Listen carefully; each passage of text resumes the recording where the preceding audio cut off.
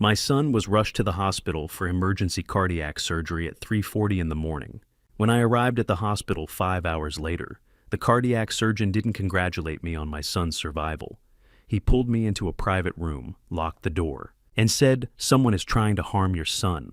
Get your son out of here." Then he handed me a white envelope.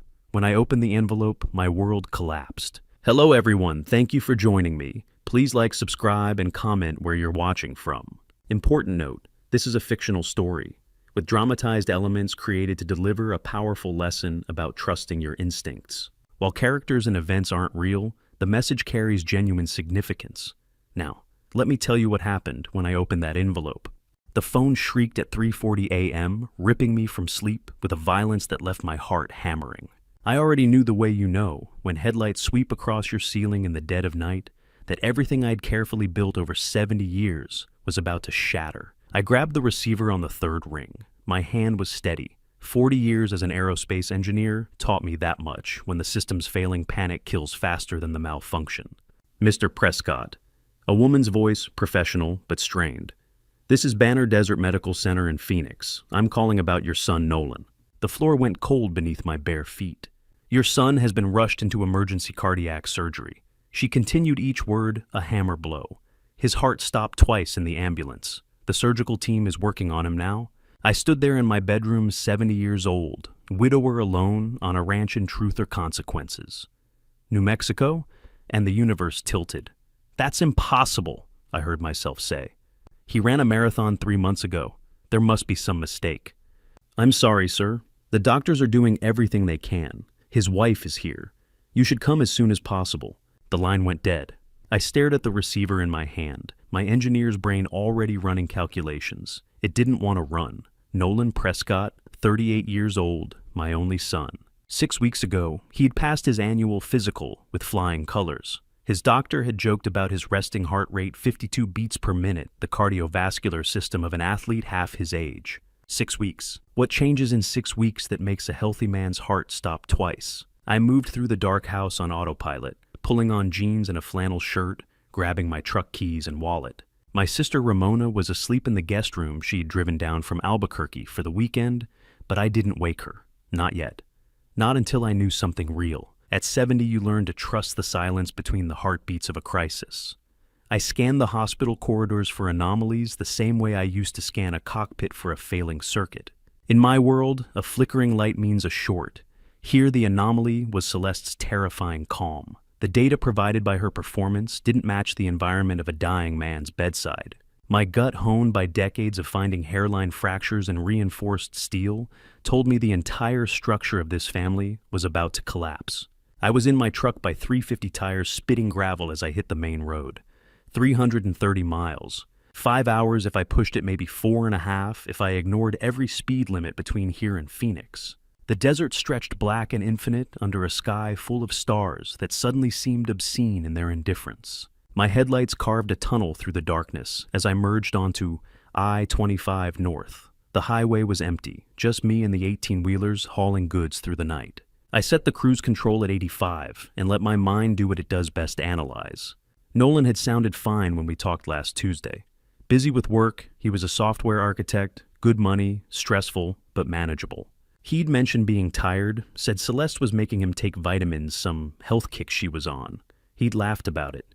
You know how she is, Dad. Always worrying. Celeste. His wife of 5 years. Blonde, beautiful, attentive. I'd never warmed to her the way a father should warm to his son's wife, but I'd chalked it up to my own defenses. I'd lost my Sarah 5 years ago, and maybe I just wasn't ready to share Nolan with anyone. But now, racing through the dark with my son dying in a Phoenix hospital, that old wariness stirred like something waking up. The sky began to lighten around Albuquerque dawn, breaking pink and gold over the Sandia Mountains. Mile marker 115 blurred past. 30 years ago, I taught Nolan to drive on this same stretch, his nervous laugh, his white knuckles on the wheel, my hand ready to grab it if he panicked. Now, I was the one with white knuckles racing to save him from something I couldn't see or understand. My phone buzzed on the passenger seat around 8:30 a.m. I grabbed it at a red light in Mesa, the Phoenix suburbs spreading like a stain across the desert. A text from Celeste. Nolan awake, surgery successful. Doctors say he's stable now. No need to rush, he's resting. I read it 3 times. No need to rush. I'm sorry, what? Your husband's heart stopped twice. He went under the knife in the middle of the night. And you're texting his father to tell him there's no need to rush. What kind of wife does that? What kind of human being? The light turned green. Someone honked behind me. I pressed the gas pedal to the floor. That text should have brought relief. Should have loosened the vice grip around my chest, should have made me ease off the accelerator and take a breath. Instead, it did the opposite. My engineer's instinct, the one that had saved projects and caught fatal flaws in million-dollar systems, screamed one word wrong. Something was wrong, not just with Nolan's heart, with Celeste, with the whole picture. Banner Desert Medical Center appeared on the horizon at 8:43 a.m., a sprawling complex of white buildings glinting in the morning sun. I swung into the parking lot, found a space near the emergency entrance, and killed the engine. My hands were shaking, not from exhaustion I'd driven through worse, from something else. Something cold and certain settling in my gut. What kind of wife tells a father not to come when his son nearly died? The question lodged in my brain like a calculation that wouldn't balance, like a decimal point in the wrong place that makes the whole equation collapse. I climbed out of the truck, my legs unsteady after 5 hours behind the wheel. The Arizona heat hit me like a wall. It was barely 9 in the morning and already pushing 90 degrees.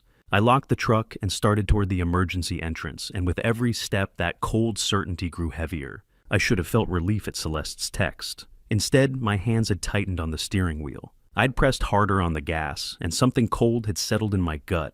The same instinct that had saved me in 40 years of engineering. When the numbers don't add up, someone's lying.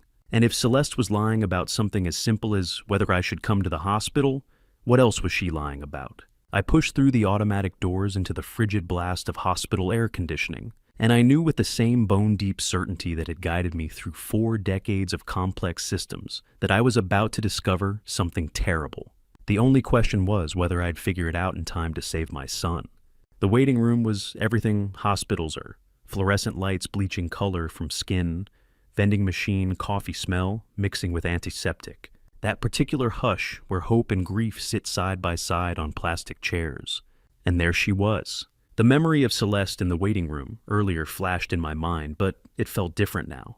Holding this toxicology report, the precision of her appearance shifted from mere vanity to cold-blooded calculation. While Nolan was tethered to machines in a fight for every breath. She had sat there with every hair in place, a living testament to a woman who had planned her mourning as carefully as she had planned his murder. Her composed mask wasn't the result of strength. It was the chilling preparation of a predator who had already moved on to the next phase of her plan. My son's heart had stopped twice, and his wife had taken time to accessorize. She looked up and saw me. The transformation was instant and flawless. Her face crumpled, tears welled. She rose and rushed toward me with outstretched arms. "Oh, Harlan, thank God you're here. It's been the most terrifying night of my life. I thought I was going to lose him." She embraced me. I smelled her perfume, expensive, deliberate. I patted her back mechanically, my engineer's brain cataloging every detail. Her breathing was steady, no tremor in her hands. The tears in her eyes somehow hadn't smudged her makeup. "The nurse said his heart stopped twice," I said, stepping back to look at her. "What did the doctors tell you?" "They're still running tests." She dabbed at her eyes with a tissue she had already been holding prepared. "Something about cardiac arrhythmia. It came out of nowhere. We were just having dinner, and he collapsed." "Dinner," I filed that away. The nurse had said 3:40 a.m. What kind of dinner happens at 3 in the morning? I've met a lot of people in 70 years. Engineers, pilots, military brass. I can tell you this: genuine grief doesn't come with coordinated jewelry. Genuine terror doesn't pause to reapply lipstick. And genuine love doesn't text a father to tell him not to rush when the person they love is dying. But I nodded. I sat down beside her. I played my role concerned father, grateful for devoted daughter-in-law. Because if something was wrong here, if my instinct was right, I needed to see more. I needed to watch her when she didn't think she was being watched. "Tell me everything," I said. She launched into a story that sounded rehearsed, the two of them eating late. Nolan complaining of chest pain, the collapse, her frantic 911 call. Her timing was perfect, her emotions calibrated. She was good. If I hadn't been trained to spot system failures, trained to trust the data over the narrative, I might have believed her. But the data didn't match. Healthy 38-year-old men don't have massive cardiac events during dinner. Hearts that strong don't just stop. And wives who've spent the night in surgical waiting rooms don't look like they've just stepped out of a salon. My engineer's brain was screaming now, the same alarm that went off when calculations didn't balance, when test results contradicted theory. Something about this woman, this situation, this perfect performance. It was all wrong. The waiting room door opened. A man in surgical scrubs entered, tall, silver-haired, maybe 65, with the kind of steady hands you trust to hold a scalpel, and the kind of tired eyes that have seen too much. He scanned the room, found us approached with measured steps. "Mr. Prescott," he extended his hand. "I'm Dr. Conrad Thatcher. I performed your son's surgery." I stood and shook his hand. Firm grip, direct eye contact. "How is he?" "Your son survived the surgery." He glanced at Celeste, then back to me. "However, his cardiac event was highly unusual for someone his age and health status." "What caused it?" I asked. "He's a marathon runner, perfect health." Dr. Thatcher's jaw tightened almost imperceptibly. "We're still investigating. Some of the toxicology results are—" He paused, choosing his word carefully. "Concerning. Mr. Prescott, could I speak with you privately for a moment?" The room temperature dropped 20 degrees. "Private—" Celeste's voice went up half an octave, the first genuine emotion I'd heard from her. "Why can't you tell us both I'm his wife?" Dr. Thatcher's eyes remained on me, professional, careful. But I caught something in his expression, urgency warning, a message he couldn't say out loud. "Mrs. Whitfield, it's standard protocol to speak with next of kin separately. Medical privacy regulations. It will only take a few minutes." "But I'm his wife," Celeste repeated. "I have medical power of attorney. And Mr. Prescott is his father, enlisted emergency contact." The doctor's tone was pleasant but final. "I'll update you both shortly. Mr. Prescott, I looked at Celeste. For just a fraction of a second, maybe half a heartbeat, her mask slipped. I saw calculation flash across her face, cold and sharp as a scalpel. Then fear. Real fear. Not for Nolan, for herself. Then the mask was back perfect and intact. "Of course," she said smoothly. "I understand. I'll wait here." Why would a doctor need to speak to me privately about my son's medical condition? What could he possibly need to say that my son's wife shouldn't hear? The questions pounded in my skull as I followed Dr. Thatcher across the waiting room toward the hallway. I glanced back. Celeste was sitting again, hands folded, face composed.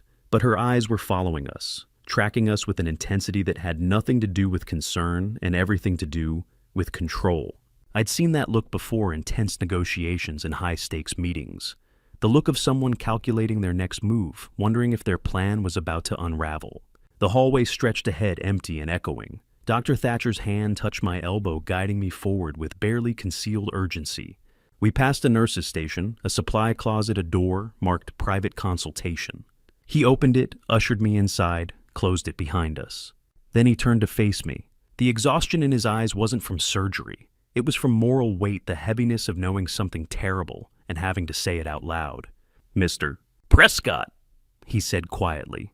And in that moment, I knew my 5-hour drive through the desert, my cold suspicions, my engineer's instinct that something was catastrophically wrong, all of it was about to be confirmed in a way I wasn't prepared for.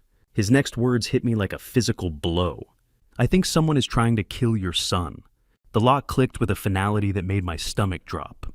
"Doctor." Thatcher didn't waste time with pleasantries. He pulled a thick manila envelope from inside his coat and placed it on the table between us, like evidence at a crime scene.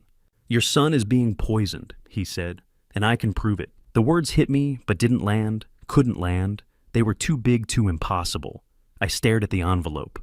"Poisoned," I repeated. The word felt foreign in my mouth. Dr. Thatcher opened the envelope and pulled out a lab report, sliding it across the table. Numbers and medical terms I didn't recognize, except for one line, highlighted in yellow: digoxin, 3.2 nanograms per milliliter.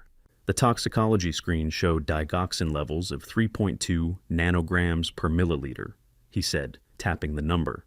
"Your son has never been prescribed this medication. That level doesn't happen by accident, it's systematic poisoning." I don't understand. My engineering brain was trying to catch up, trying to process data that made no sense. What is digoxin? A heart medication. In controlled doses, it regulates cardiac rhythm.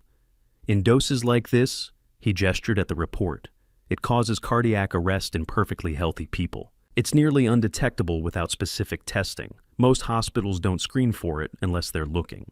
How long? My voice came out rough. How long has someone been doing this to him?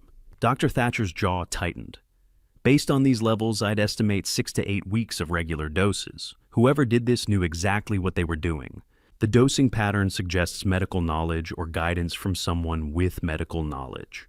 I couldn't breathe, couldn't process. My son, my healthy, vibrant son who ran marathons and coached his kids' soccer, had been poisoned. Systematically. For months. While I talked to him every Sunday, laughing about nothing, asking about work and the kids and what they had for dinner, he was dying and didn't even know it. There's more. Dr. Thatcher pulled out more papers, spreading them across the table like a prosecutor building a case. I shouldn't have these. I could lose my license for accessing them, but I recognized the pattern. Insurance documents. 3 separate policies, each page stamped with dates from the past 11 months. I scanned the numbers, 300,000, 350,000, 250,000, all with the same beneficiary name, Celeste Whitfield. In $900,000, I said. These insurance policies were all filed in the past 11 months. Your son never mentioned purchasing life insurance, more. Nolan would have told me. My hands were shaking now. He tells me everything. Financial decisions, car purchases, everything. She must have forged his signature. That's what I suspect.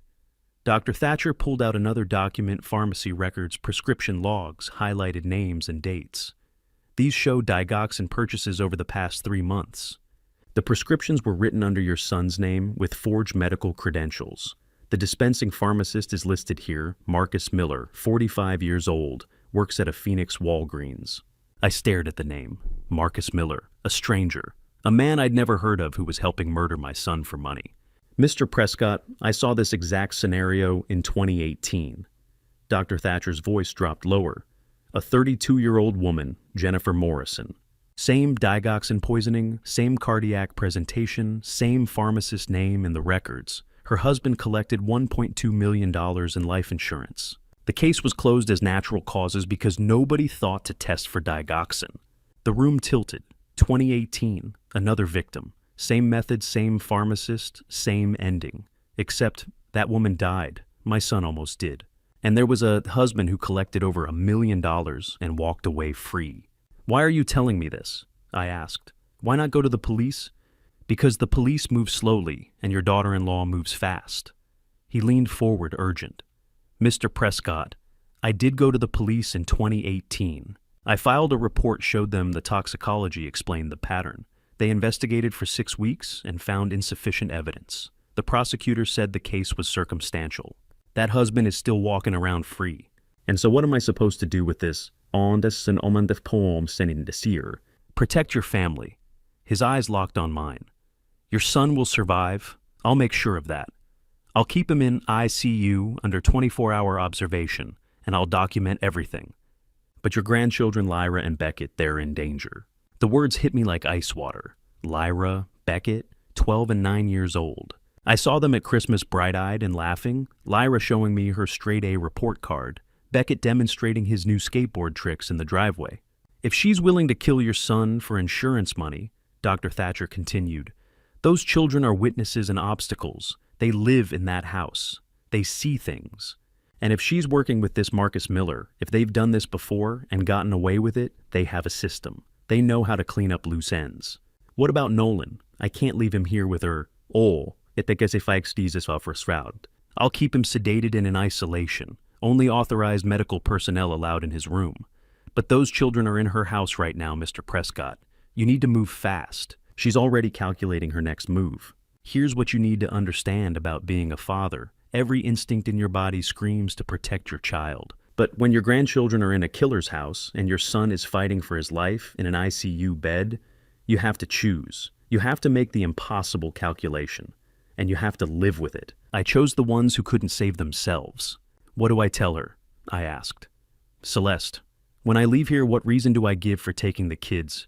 Tell her you want to spare them the trauma of seeing their father in ICU. Tell her you're taking them to your ranch for a few days. Be calm, be casual. Don't let her see that you know. He gathered the documents back into the envelope and handed it to me.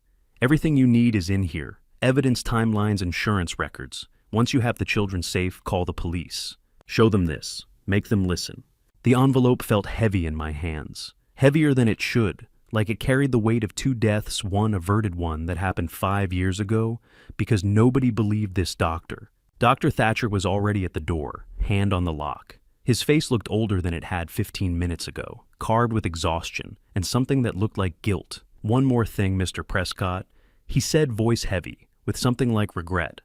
When the 2018 case was investigated, they found evidence of 2 other suspicious deaths connected to that pharmacist. Your daughter-in-law may not be the first wife he's helped, and your son may not be the first victim to survive. He unlocked the door and was gone. I stood alone in that small consultation room, holding an envelope full of evidence that proved my son's wife was a serial killer, that my grandchildren were sleeping in a house with someone who'd orchestrated at least 3 murders and gotten away with all of them.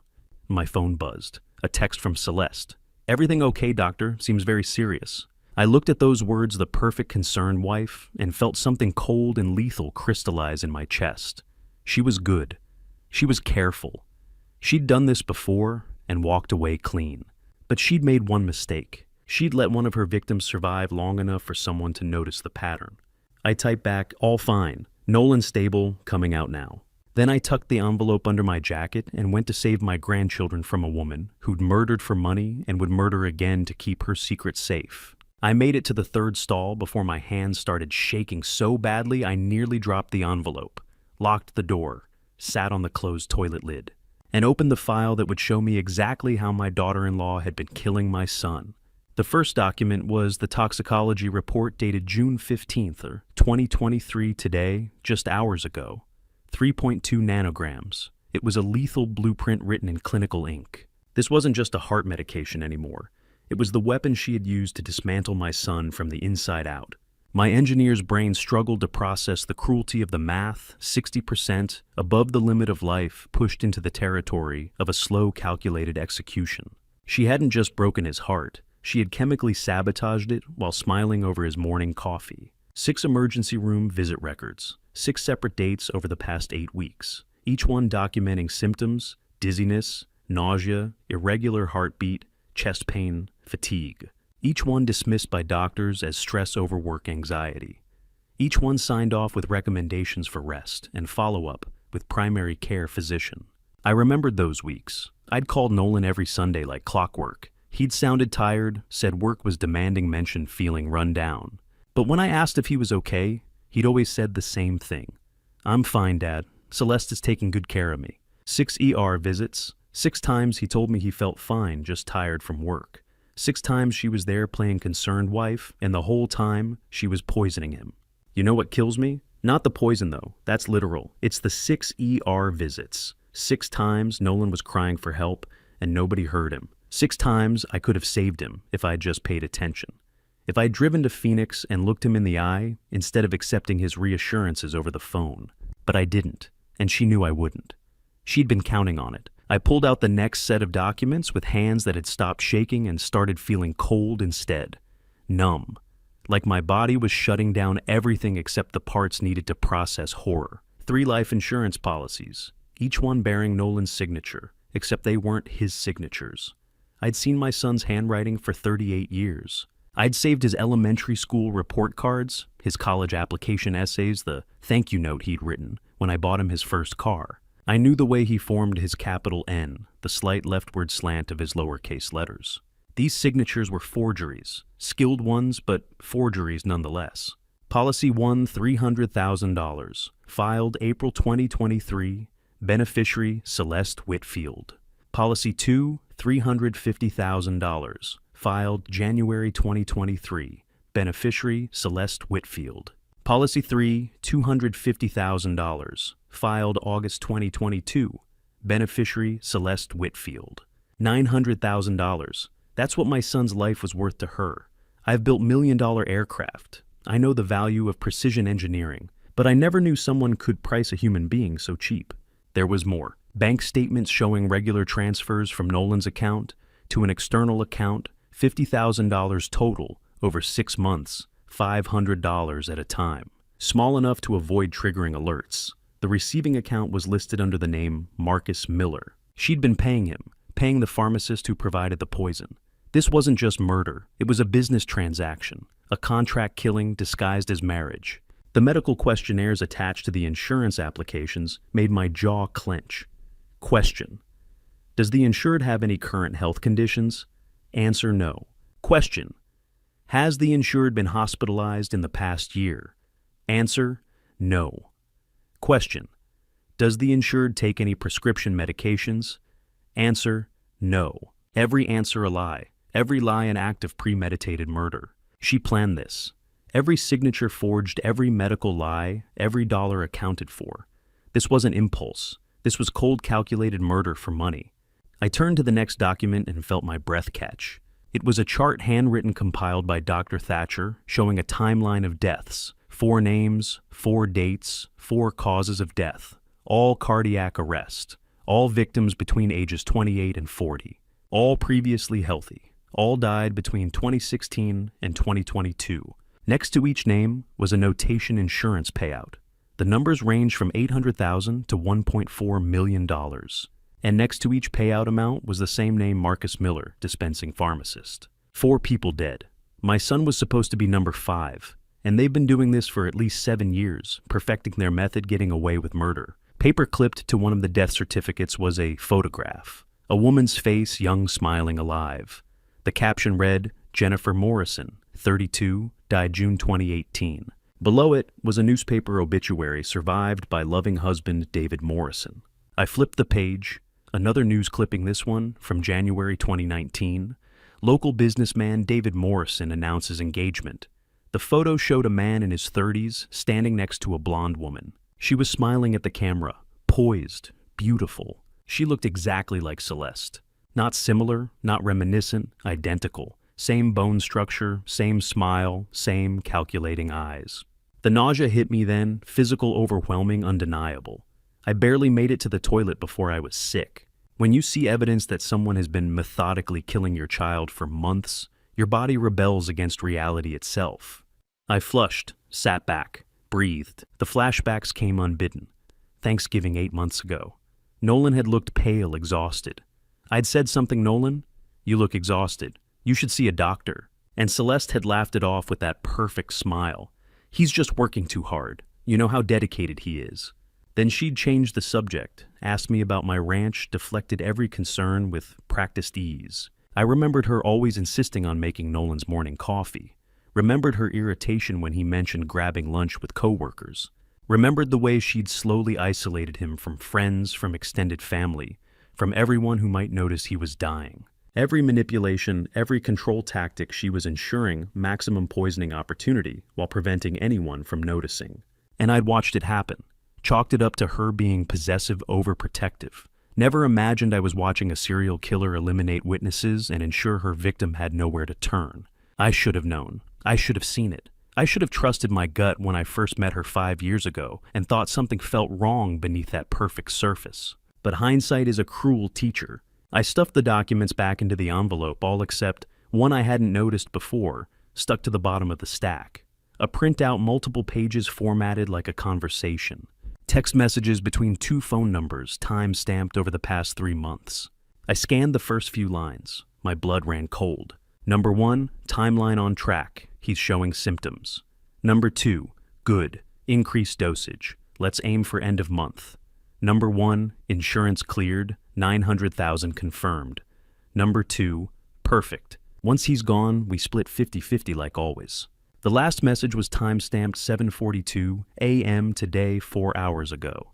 Number 1, he's awake. We have a problem. I splashed water on my face and looked at myself in that harsh bathroom mirror. 70 years old, exhausted, furious. Somewhere in this hospital, Celeste was waiting, calculating, probably texting Marcus Miller about their next move. But I had their messages. I had the evidence. I had the truth. And I had 2 grandchildren who needed saving before these monsters realized their plan had been exposed. I stepped into the hospital hallway and pulled out my phone. My hands were steady now. Shock has a way of burning off, leaving only cold purpose behind. I scrolled to my sister's number and hit call. She answered on the second ring. Ramona. I said, voice steadier than I felt. I need you to drop everything and drive to Phoenix, right now. Don't ask questions, don't tell anyone where you're going, and bring your overnight bag. Nolan's life depends on it. Silence. Then, Harlan, you're scaring me. What's happened? I can't explain on the phone. I kept my voice low, checking the hallway for eavesdroppers. Just trust me, Nolan's in ICU after cardiac arrest, and there's something very wrong. Something dangerous. I need you here. Ramona Prescott, 60 years old retired school teacher with silver-streaked hair and a spine of steel, didn't hesitate. I'm leaving in 5 minutes. I'll be there by 3:30. The line went dead. I pocketed the phone and took 3 deep breaths. Then I walked back to the waiting room to sit across from the woman who'd been poisoning my son. Celeste was checking her phone when I entered. The moment she saw me, she quickly switched screens, her thumb moving fast. Practiced. By the time I reached her, she was looking at what appeared to be a news app. But I'd seen the flicker, the guilty micro-expression. She was communicating with someone, probably Marcus Miller, probably discussing their next move now that Nolan had survived. You were gone a while, she said, concern painting her face like a mask she'd put on that morning. Are you okay? This must be so hard on you. Let me tell you what it's like to sit across from someone who tried to murder your child. You smile, you nod, you make small talk about weather and hospital coffee. And every second, every breath, you're calculating one wrong word and she knows. One wrong look and the grandchildren are in danger. Just needed a moment, I said, settling into the plastic chair. It's not every day your son nearly dies. Have the doctors given you any updates? They say he's stable, but still critical. She dabbed at her eyes with a tissue, though I noticed no actual tears. The next 48 hours are crucial. We should get coffee. You look exhausted. I'm fine here, I said.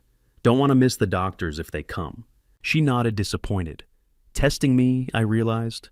Wanting to get me alone somewhere, she could read my face without witnesses probe whether I suspected anything. We sat in that waiting room for 20 minutes of agonizing small talk. She told me about Nolan's work stress, painting him as overworked, underlining the narrative that he'd simply collapsed from exhaustion. Setting up the official story. I played along, asked questions, performed, concerned father, while my mind cataloged every lie. At 11:15, a nurse appeared. Family can have a brief visit with Mr. Prescott. 5 minutes, ICU rules. We followed her through double doors into the critical care unit. The smell hit me first, antiseptic so strong it burned. Then the sounds machines beeping rhythms of life, support monitors, measuring heartbeats, the soft mechanical whoosh of ventilators. Nolan was in Bay 7, pale, unconscious. Tubes snaking from his arms, a breathing tube down his throat, monitors tracking every vital sign. He looked smaller than I remembered, diminished by all the machinery keeping him alive. My son, 38 years old. A marathon runner reduced to this because the woman standing beside me wanted $900,000. Celeste moved to his bedside, taking his hand with theatrical gentleness. I'm here, baby, she whispered. You're going to be okay. Just rest. She stroked his hair, her performance flawless. I love you so much. Watching her touch Nolan's hand in that ICU room, I've never felt rage like that. Pure, cold, absolute. The same hands that made his coffee every morning, that hugged my grandchildren, that forged his signature on his own death warrant. Those hands were touching my unconscious son with theatrical tenderness. I noticed she positioned herself to partially block the heart monitor. Subtle, probably unconscious. The instinct of someone who didn't want family members getting too close, asking too many medical questions, noticing discrepancies in the story. We should let him rest, she said after exactly 90 seconds. The nurse said brief visits only. I wanted to stay, wanted to stand guard over my son and never let her near him again. But I couldn't show that instinct. Not yet. You're right, I said. We'll come back later. We returned to the waiting room. The hours crawled. Celeste alternated between concerned wife performance and checking her phone obsessively. Every 20 minutes she'd excuse herself. Calls to work, she claimed. But they never lasted more than 30 seconds. Just long enough to send a text, receive a response, coordinate. I matched her performance with my own. Concerned father, exhausted, unsuspecting. I dozed in my chair, or pretended to, while tracking her movements through half-closed eyes. At 2:47 p.m., my phone buzzed. Text from Ramona. 20 minutes out. I waited 15 more minutes, then stood and stretched. Celeste, I need to move my truck. I'm in a short-term spot. I'll be back in 15 minutes. She looked up from her phone. "Oh, I can come with you. I could use the fresh air." "No, you stay." I kept my voice casual. "In case the doctors come with updates, I'll be quick." She hesitated, calculating, then nodded. "Okay. Don't be long." I walked out at a normal pace, down the corridor, through the main entrance, into the Arizona heat that felt like liberation after hours in that air-conditioned performance space. Parking lot B was on the west side. I found Ramona's silver Honda Civic parked in the shade engine, still ticking as it cooled. She got out when she saw me, and the relief on her face almost broke my composure. "Harlan, read this first." I handed her the envelope. "Then we'll talk." I watched my sister's face transform as she read. First confusion, her brow furrowing at the toxicology numbers. Then disbelief, shaking her head at the insurance policies. Then horror, her hand flying to her mouth as she absorbed the chart of previous victims. When she reached the text messages, her hands started shaking. How long does it take to read evidence of serial murder? In Ramona's case, 8 minutes. 8 minutes to watch your sister-in-law transform from family member to monster. 8 minutes to understand your nephew's children are living with a killer. "Harlan, this can't be real." Her voice was barely a whisper. Oh my God, she's been poisoning him." "For at least 2 months, maybe longer, and there are 4 other victims, maybe more."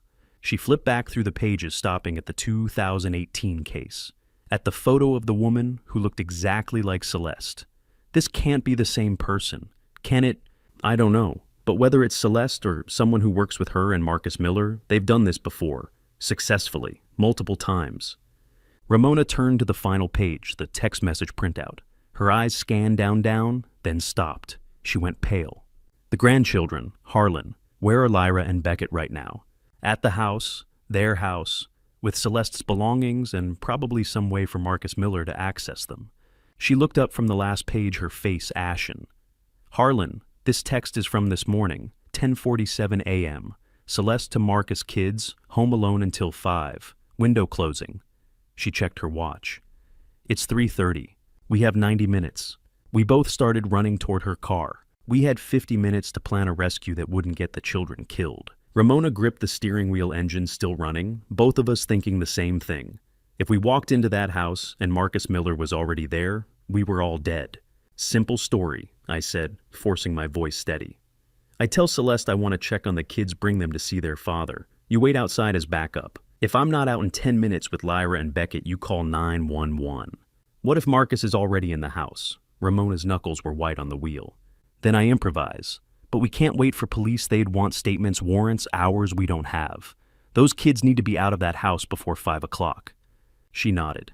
10 minutes. If you're not out with those kids in 10 minutes, I'm calling 911 and going in myself." I looked at my sister, 60 years old, retired school teacher, probably hadn't been in a physical confrontation since we were teenagers fighting over the TV remote.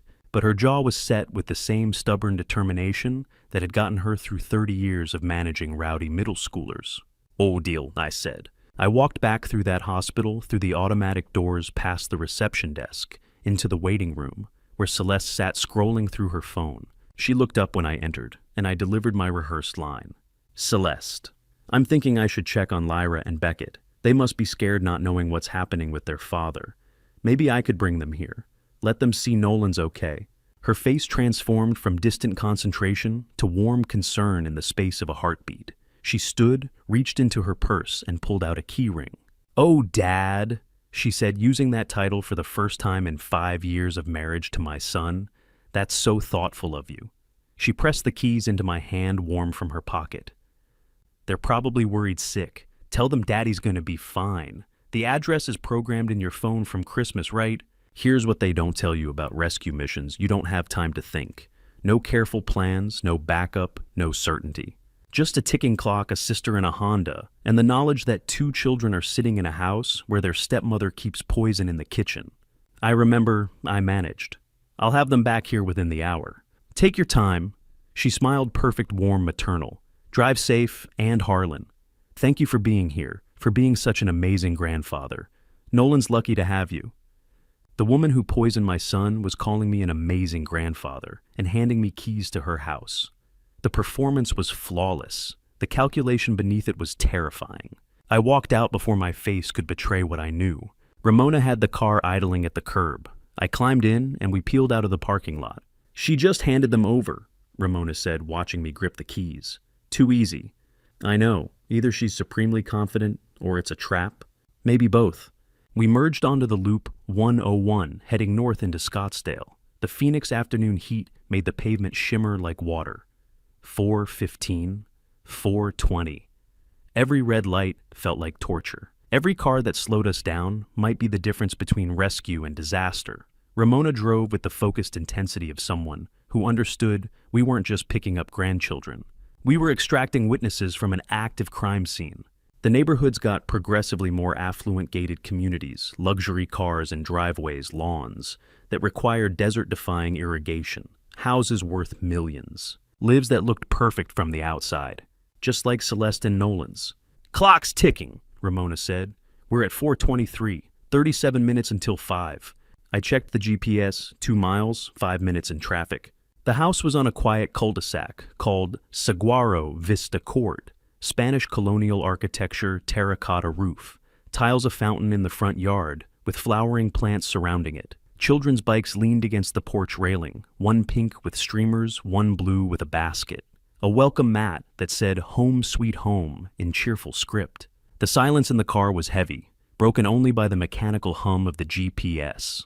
We reached the quiet cul-de-sac of Saguaro Vista Court at 4:28 p.m. The property sat there basking in the Scottsdale sun with a deceptive tranquility. To any passerby, it was a masterpiece of suburban architecture, a testament to a successful life. But as I pulled up, those manicured hedges felt like the walls of a fortress designed to keep the truth in, and my grandchildren's bikes on the porch looked like abandoned toys in a ghost story. It looked like every American Dream catalog image, like the set of a family sitcom, like the background of Christmas cards that said, "Blessed beyond measure." It looked nothing like a place where someone had been systematically murdering her husband. Ramona pulled over 2 houses down as planned, engine running, phone in hand. 10 minutes, she said, starting now. I got out and walked toward the house, seeing it now through the lens of horror. This was where Celeste prepared poison coffee every morning, where she forged insurance documents at the kitchen table, where she tucked Lyra and Beckett into bed at night and then texted Marcus Miller about dosages and timelines. The perfect house, the perfect lawn, the perfect cover for perfect murder. A neighbor was watering roses 3 houses down. An Amazon delivery truck drove past. Somewhere a dog barked. Normal, suburban, safe, except it wasn't. Everything about the estate was too intentional, too curated. It was the kind of aesthetic perfection that usually hides a crumbling foundation. I realized then that Celeste hadn't just built a home. She had constructed a stage, and every flowering plant in that front yard was a prop to distract us from the slow execution happening behind those double doors. I climbed the 3 steps to the porch, pulled out the keys Celeste had handed me so trustingly, selected what looked like the front door key. Somewhere in there, 2 kids who didn't know their stepmother tried to kill their father. How do you tell children that? How do you explain that the woman who makes their lunches and signs their permission, slips and drives them to soccer practice, has been poisoning their father for insurance money? I slid the key toward the lock. The door swung open before I could turn it. Unlocked. In a neighborhood this wealthy, in a house this expensive, in a city where crime statistics are posted in homeowner newsletters, nobody leaves doors unlocked. I heard it then. A voice from somewhere inside. Male. Deep. Not a child's voice. I know you're home. We need to talk about your father. My hand froze on the door handle. Every instinct screamed trap. But Lyra and Beckett were in there. And if that was Marcus Miller, if he was already in position, if Celeste had sent me into this, deliberately. Ramona was 2 houses down with her phone. 10 minutes. I had 10 minutes. I stepped inside. I burst through the door, heart hammering, ready to fight, and froze. The male voice I'd heard wasn't Marcus Miller or an intruder.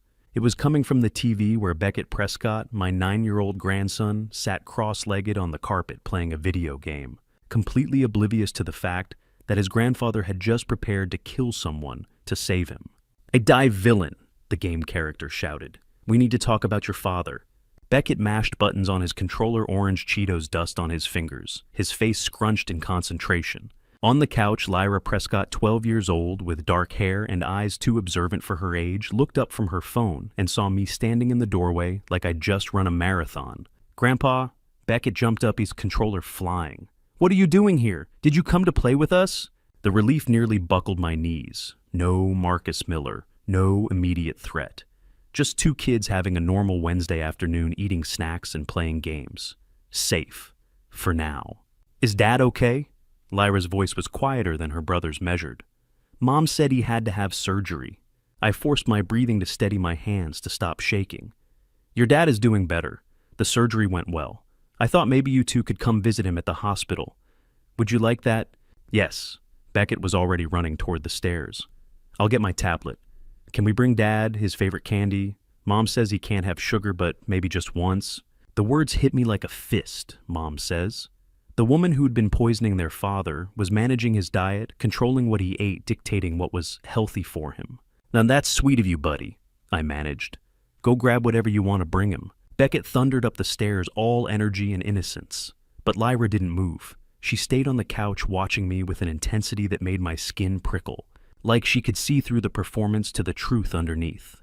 Grandpa, she said quietly, can I talk to you alone? You know what's worse than discovering your daughter-in-law is a murderer? Discovering that your 12-year-old granddaughter has been living in that house sensing something wrong, collecting fragments of evidence in her child's mind, and having no adult believe her intuition. Of course, sweetheart. She led me upstairs to her bedroom, typical pre-teen space with band posters, bookshelves crammed with novels, soccer trophies lined up on a dresser. But when she closed the door and sat on her bed, her expression was decades too old. Grandpa, I need to tell you something about Mom. Her voice was steady, but her hands twisted in her lap. I think I don't know, something's wrong. I sat in her desk chair, every muscle in my body tense. What do you mean, sweetheart? What's wrong? Lyra took a breath. She's been talking to someone on the phone, late at night. She thinks we're asleep, but I hear her. She goes into the garage and talks for like an hour. She says things like soon, and then we'll finally be together, and once this is over. My heart stopped. How long has this been happening? Months, since like last Christmas. She looked at her hands.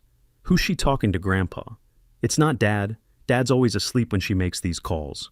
Because he was exhausted. Because he was being poisoned. Because his wife was putting digoxin in his morning coffee and calling her accomplice to discuss the murder timeline while her husband slept upstairs dying by degrees.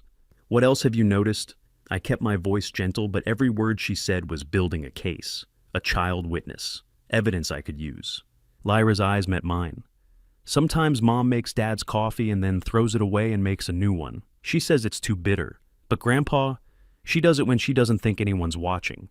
Like she's, I don't know, testing something, dosing. She'd been watching Celeste dose the coffee dispose of failures, prepare fresh cups with the right amount of poison. A 12-year-old had witnessed attempted murder and didn't have the context to understand what she was seeing. Has your mom been different lately? I asked carefully. Acting strange? She makes Dad take vitamins every morning, special ones she orders online. He doesn't like them, but she insists. Lyra's voice dropped lower, and last week I heard her on the phone again. She said, the insurance will cover everything. What insurance, Grandpa? Insurance for what? $900,000. That's what insurance. That's what everything meant, a new life with Marcus Miller, funded by my son's death. How do you tell a child that her mother is trying to kill her father? How do you explain that the woman who makes her breakfast and signs her permission slips as a serial killer? You don't. You get them out first and answer questions later. Lyra, I said, choosing each word with surgical precision. Has your mom ever said or done anything that made you feel unsafe? She shook her head. Not to me. But Grandpa, her eyes filled with tears she'd probably been holding back for months. Is Mom doing something bad? Is that why Dad got sick? I'm not stupid, Grandpa. I know something's wrong. I know you know something. Please just tell me the truth. I wanted to. God, I wanted to gather her in my arms and tell her everything, that her stepmother was a monster, that I was here to save her, that she was right to trust her instincts. But before I could find the words, Beckett's voice called from downstairs. What, Grandpa? There's a car pulling into the driveway. My blood turned to ice. I crossed to Lyra's window and looked down at the street. A silver sedan was pulling into the driveway, sleek, expensive, out of place in this family neighborhood. The driver's door opened. Marcus Miller stepped out. I recognized him from the photo in Dr. Thatcher's file, 45 years old, Caucasian, wearing a polo shirt and khakis like he was just another suburban professional. He reached into his back seat and pulled out what looked like a white pharmacy bag. the kind with prescription staples at the top. He checked his phone, looked at the house, and started walking toward the front door. Lyra was beside me now, peering out the window. "Who's that?" "And I don't know," I lied. "But I need you to do exactly what I say. Can you do that?" She nodded, fear replacing confusion in her eyes. "Get your brother. Both of you go into your closet and close the door. Don't make a sound. Don't come out until I tell you it's safe. Understand? Os fedor, em onti sespan basistat. Grandpa." Now Lyra. She ran. I heard her grabbing Beckett from downstairs, heard his protests turn to frightened compliance as she pulled him up the stairs. Her closet door clicked shut. I looked out the window again. Marcus Miller was on the porch now, reaching for the doorbell. The pharmacy bag swung from his hand, probably containing enough digoxin to finish what Celeste had started. Maybe something worse, something faster. Ramona was 2 houses down with her phone. 10 minutes, we'd said. It had been 6. I had 2 choices: hide and hope he left, or intercept him at the door and prevent him from entering this house where 2 terrified children were hiding in a closet. The doorbell rang. I made my choice and headed downstairs. "Both of you pack a bag, now." I kept my voice calm, but Lyra heard the urgency underneath. Through the window, I watched Marcus Miller's car idle at the curb. He was on his phone arguing with someone. The gestures were angry, frustrated. That call was buying us maybe 3 minutes. I had to find evidence while the kids packed, then get us all out before he came to the door. "Pack clothes for 3 days, I told them. "Favorite toys. Move fast, okay?" Beckett looked confused but excited in adventure with Grandpa. Lyra's eyes held different understanding. She was 12. She'd been living with something wrong for months. She knew this wasn't a game. "Grandpa," she said quietly, "why is that man sitting outside our house?" "Just pack, sweetheart. I'll explain everything once we're safe." She nodded and took Beckett's hand, pulling him toward his room. I heard her keeping her voice light, distracting him with talk about what toys to bring for Dad. I moved fast. Down the hallway to the master bedroom, the space Celeste shared with my son. The door was open. I stepped inside and felt my skin crawl. Let me tell you what you find when you search a serial killer's bedroom: perfection. Everything coordinated, organized, color-coded, not a hair out of place. Because someone who can methodically poison their spouse for months without detection is someone who controls every detail. The bed was made with hospital corners, throw pillows arranged just so, dresser drawers lined with lavender-scented paper. I searched quickly: nightstand under the mattress dresser drawers. Nothing obvious. Clothes, jewelry, normal marital detritus. Through the window I checked on Marcus. Still on his phone. Still gesturing. Still buying me time. If she's smart enough to poison someone for months without detection, she's smart enough to hide evidence. Where would I hide a burner phone if I were planning murder? Somewhere accessible but not obvious. Somewhere I could check messages quickly, but where casual searchers wouldn't look. Somewhere that blended into the background of normal life. I entered her walk-in closet. Designer clothes hung in color-coordinated rows. Expensive shoes lined shelves. Everything pristine, everything controlled. The top shelf held hat boxes, the kind wealthy women use for storage. I pulled one down. Empty. Another. Empty. Third one. Behind the hat boxes, pushed to the back corner, a shoebox. Labeled Old Tax Documents 2018 in neat handwriting. 2018, Jennifer Morrison's death year. My hands shook as I opened it. Inside a phone, not new, not old, charged, waiting. I pressed the power button. It lit up: no lock screen, no password protection. Arrogant. Or maybe just confident that nobody would ever find it. The contact list had one entry: M. I opened the text message thread. Months of messages. Hundreds of them. I scrolled, my stomach turning with each line. M in timeline moving up. He's getting suspicious. C. No, he isn't. He trusts me completely. M. What about the kids? C. They're not a problem. They don't know anything. I kept scrolling. Further back. Deeper into the conspiracy. C. Once he's gone, we'll be free. M. Insurance clears in 30 days after death certificate. C. 900,000 split 50-50 like we agreed. M. You sure about the dosage? C. Increase it. Too slow. I want this over by month end. May need to relocate them after. 5 words. 5 words that meant my grandchildren were marked for death. Not by a stranger. By a woman who kissed them goodnight and packed their school lunches. I scrolled further, hands trembling so badly I almost dropped the phone. Kids asking questions? C. Lyra heard me on phone last night. M. How much did she hear? C, not sure. She's smart, watching me. M, same problem as Morrison's kid. Like, we know how to handle witnesses. My blood turned to ice. They'd killed a child before. Or planned to. Jennifer Morrison had a kid. What happened to that kid after the natural causes cardiac arrest took his mother? I pulled out my own phone and started photographing the screen. Every message. Every piece of evidence. My hands were shaking so badly the photos came out blurred. I steadied myself against the closet wall and tried again. C met a pharmacist named Miller in 2016. Perfect partner. M, you always find the best ones. C, third time's the charm. M, third, you said Morrison was second. C, there was someone before. 2014. Different state. That one was messy. Learned a lot. 4 victims. Maybe 5. My son was supposed to be the latest in a series spanning at least a decade. Before I show you what else those messages revealed, I need you to do something. Comment A, if you think Celeste planned this alone and recruited Miller. Or B, if you think they've been partners from the start. Add one short reason so I can see how you're reading the evidence. Please note, what follows includes some adapted details to convey the full scope of this conspiracy, but the core pattern is real. If you're not comfortable with reconstructed elements, this is a good place to pause. The garage door motor ground to life. My heart stopped. She was home, 30 minutes early. I looked at the clock on the phone, 4:40 p.m. Marcus was still outside. The children were upstairs with packed bags. And I was standing in Celeste's closet holding evidence of serial murder. I shoved the phone in my pocket and moved to the bedroom door. Her heels clicked across the garage floor into the kitchen. I heard her set down Key's purse. Normal sounds, domestic sounds. The sounds of someone coming home from running errands, not someone who'd been at a hospital waiting for her husband to die. Mom, Lyra's voice called down from upstairs. Innocent, trusting. You're home early. Just came to grab some things for your father. Celeste called back, then sharper. Harlan, are you still here? I stepped out of the bedroom into the hallway.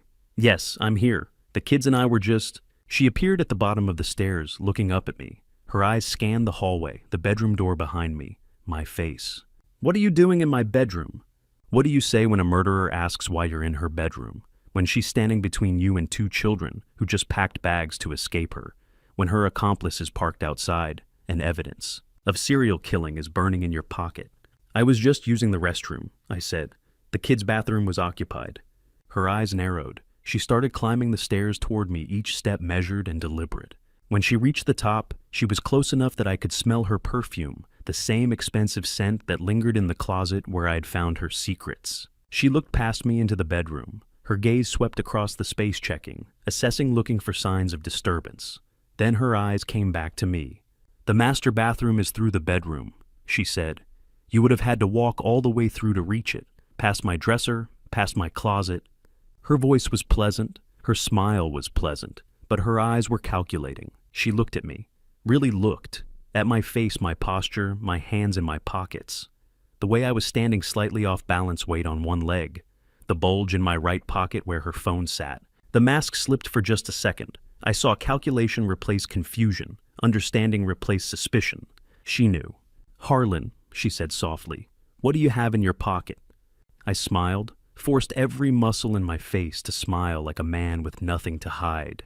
My phone, I said, patting my pocket where her burner sat like a grenade. I was looking for a charger for the kids. Beckett's tablet died. The lie came smooth as glass. I pulled my own phone from my other pocket as proof, held it up like evidence at trial. Celeste's eyes stayed on mine, searching, calculating. Her predator instincts were triggered. Something was wrong. Something had shifted in the dynamic between us. But she couldn't prove I was lying without revealing she knew about the second phone, without admitting she had secrets worth hiding. In my closet, her voice was pleasant, conversational. We keep chargers in the kitchen drawer. I thought you might have an extra up here. Sorry for intruding. I gestured at the bedroom. I know this is your private space. A beat of silence. Her jaw tightened almost imperceptibly. She was trapped in the same stalemate. I was, both of us knowing the other was lying, neither able to call it out without exposing ourselves.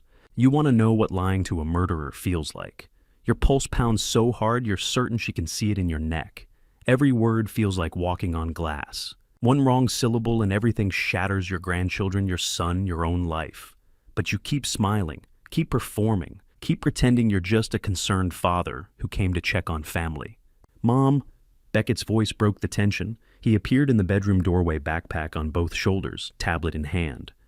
Grandpa's taking us to see Daddy. We packed everything. Lyra stood behind him, quieter, her observant eyes moving between me and Celeste. Reading the room, sensing the wrongness even if she couldn't name it. Celeste's mask shifted instantly. The predator became concerned mother. That's sweet. She knelt to Beckett's level, smiled warmly. Harlan, you should have asked me first. They have school tomorrow. Mom, why are you home? Lyra's voice was soft but pointed. You said you'd be at the hospital all day. Celeste's smile didn't waver, but I saw calculation flash across her eyes.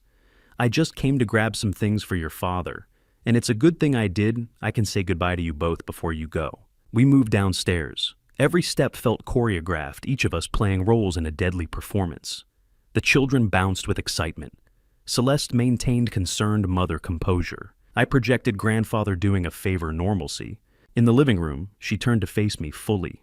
Harlan, I appreciate this, but maybe I should come too. We could all go together. Trap. She wanted to maintain control, keep eyes on me, prevent whatever move she suspected I was planning. I see you limits visitors to 2 at a time, I said. You've been there all day, let me take them. You rest, you look exhausted, Celeste. It was a chess match played with social conventions as pieces. Refusing would reveal her true nature. What loving wife prevents children from seeing their hospitalized father? What concerned stepmother insists on going when she's already spent hours there? The worst part wasn't her suspicion. It was watching her kiss Beckett goodbye, stroke his hair with the same hands that had been poisoning his father for months. The same hands that texts said were ready to relocate him if he became an obstacle. She hugged Lyra, whispered something in her ear about being good for Grandpa. Of course, she said finally. You're right, I am tired. Her smile was perfect. Just bring them back tonight, okay? They need their sleep. Absolutely. She walked us to the front door. I had the children, had the evidence, had a clear path to the car where Ramona waited. Victory should have felt closer. Instead, dread tightened around my chest, because Celeste was agreeing too easily. She handed me the house keys from her purse. In case you need to come back for anything. Through the window, I saw Marcus Miller's car still parked 3 houses down. Celeste saw it too. Her jaw tightened for just a fraction of a second. Take care of them, she said to me, voice low enough the children couldn't hear. They're all I have. The words should have sounded loving. Instead, they hung in the air like a threat, a reminder, a promise. I loaded Beckett and Lyra into Ramona's silver Honda, 2 houses down their backpacks, stuffed with clothes and toys and innocence. Ramona's face was pale, hands white-knuckled on the steering wheel. You got them, she breathed. Thank God. What happened in there? Drive, I said. Just drive. She pulled away from the curb. I turned in my seat, watching through the rear window. Celeste stood in the driveway, phone pressed to her ear. Even from a distance, I could see the urgency in her posture, pacing, gesturing. The performance dropped the moment we were out of immediate sight. Grandpa, Lyra said from the back seat, why was that man following us? I turned. Marcus Miller's silver sedan had pulled out from his parking spot and was maintaining distance behind us. 1 car back, professional, not hiding. What man, honey? Oh, the Mauma sing these bafband. The one who was sitting outside our house. He's behind us now. Ramona's eyes flicked to the rearview mirror. Silver sedan? That's him. Marcus Miller followed us for exactly 3 blocks. Not pursuing, tracking, making sure we saw him, letting us know we can find you whenever we want. This isn't over. At the 3rd intersection, he turned off, disappeared into suburban traffic like he'd never been there. But the message was clear. Harlan, Ramona's voice was tight. Tell me you got something. Tell me this wasn't for nothing. I pulled the burner phone from my pocket. Evidence of 4 murders, maybe more. Text messages planning Nolan's death, and plans to eliminate the children if they became problems. Oh my God. We need to call the police. Show them this. Get protection for Nolan before... Ramona's phone buzzed in the cup holder. Text message, unknown number. She picked it up, read it. Her face went white. What? I asked. What does it say? She handed me the phone. The message read, touching message, tell Harlan he forgot to return my house keys. I'll need them back when I see him at the hospital tonight. See. She was coming. To the hospital. where Nolan lay vulnerable in ICU, where Dr. Thatcher's protection might not be enough if she had legitimate wife access, where she could finish what she started, and she knew we knew. "What do we do?" Ramona's voice shook. "Go back to the hospital. Call police, run." I looked at the children in the back seat, Beckett playing with his tablet oblivious, Lyra watching me with those two old eyes understanding more than any 12-year-old should. In my pocket, the burner phone felt like it was burning through my jeans. Evidence, confession, proof. But would it be enough to stop a woman who'd been killing for over a decade and never been caught? "Ramona," I said quietly, "exit here. We need to make a call." We didn't go back to the hospital. I made the call on E10 westbound Ramona, driving 85, while Beckett slept in the back seat and Lyra stared out the window with two old eyes. We were running not from danger, but toward the only thing that made sense anymore, getting these kids somewhere. Celeste and Marcus Miller couldn't reach them before police could act. Celeste would be at the hospital by now, looking for us, realizing we weren't coming back, calculating her next move with that cold precision I'd seen in her bedroom. But Nolan had Dr. Thatcher. He had ICU security. He had witnesses and medical staff. The children had only us. "Grandpa!" Lyra's voice was small, barely audible over the highway noise. "Is Mom going to jail? Is that why we're running?" I turned in my seat to look at her.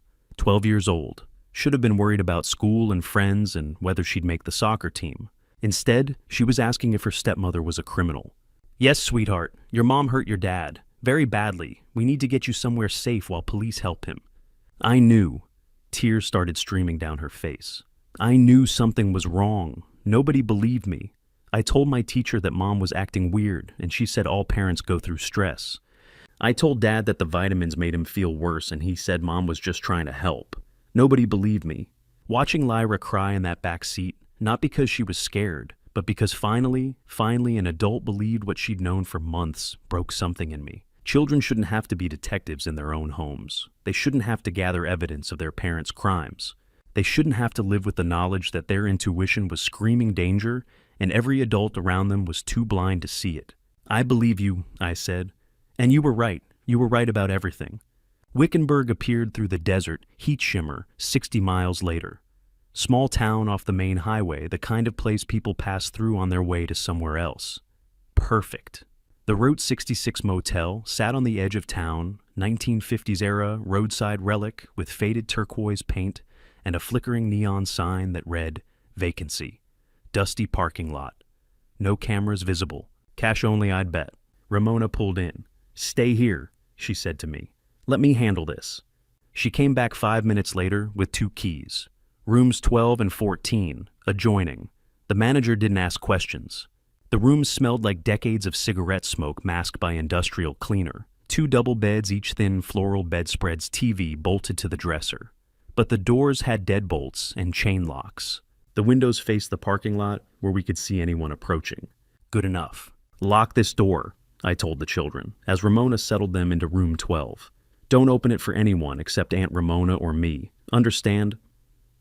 Beckett nodded, still groggy from his car nap.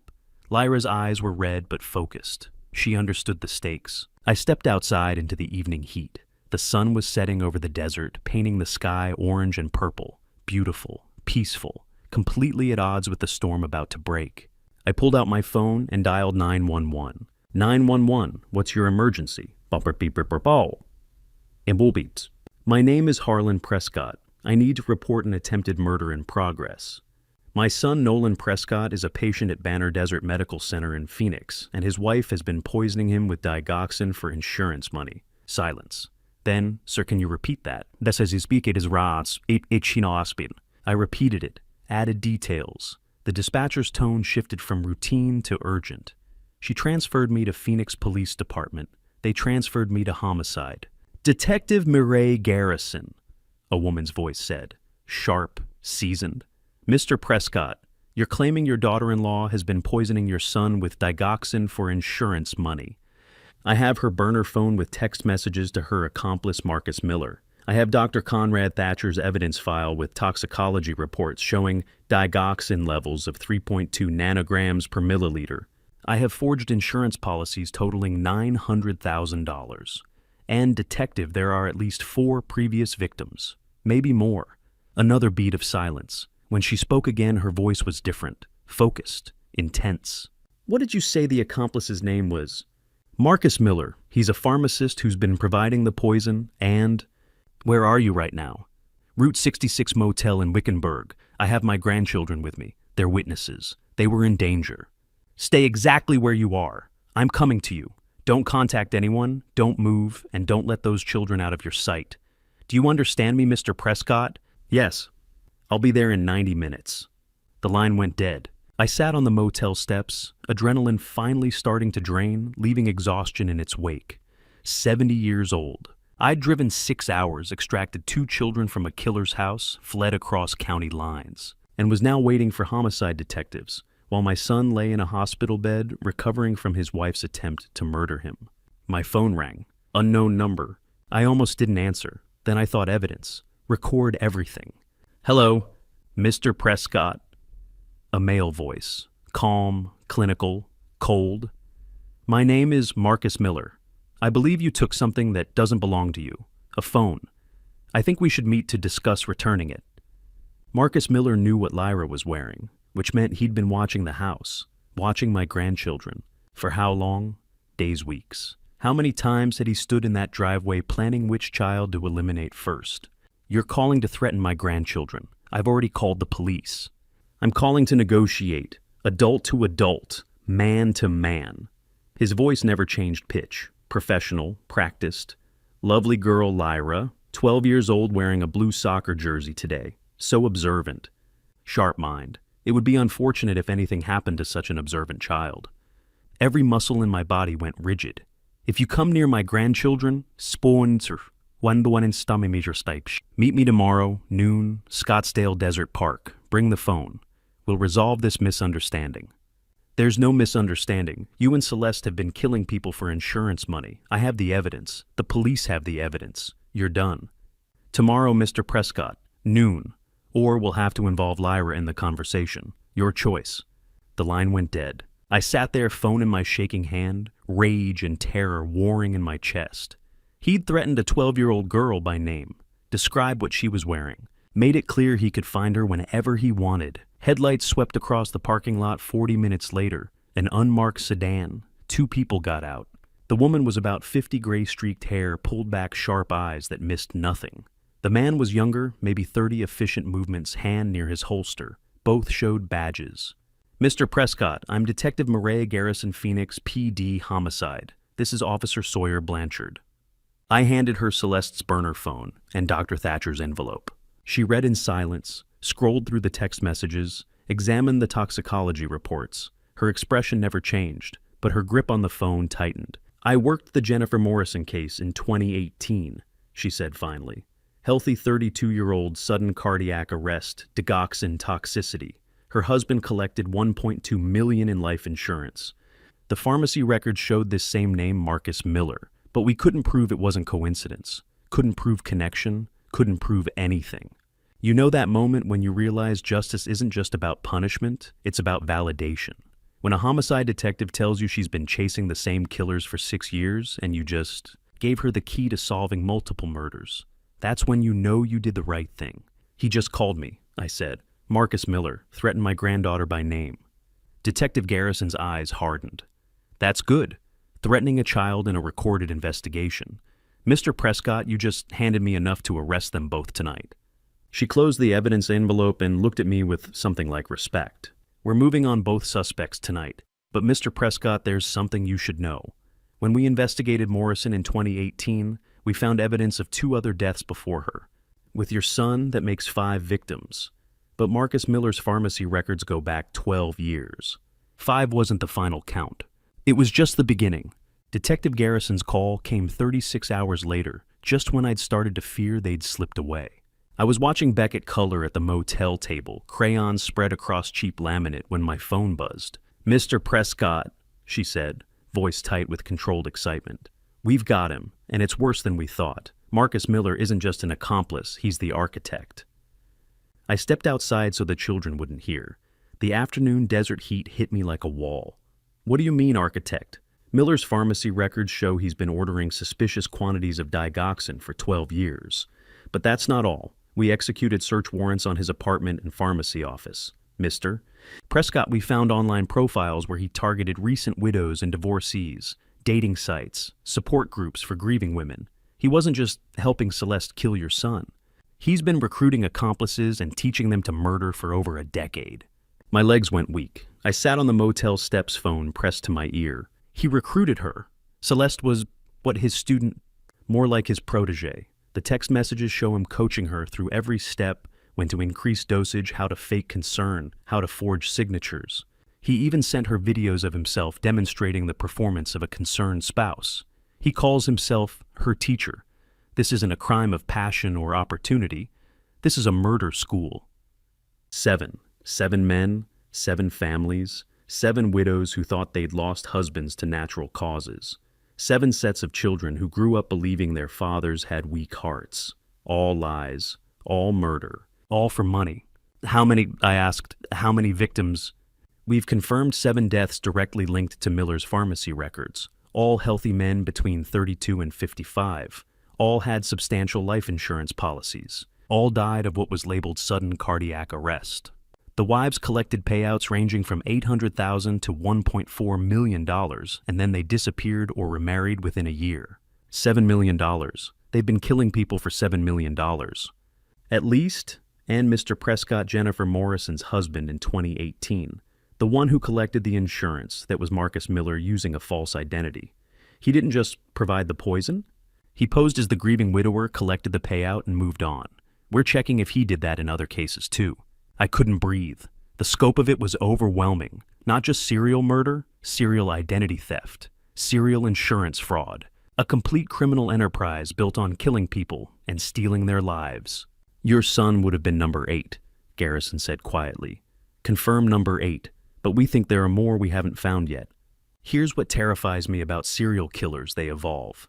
Marcus Miller didn't start by recruiting accomplices and teaching murder. He probably started with one victim, learned from it, refined his method, and turned it into a business.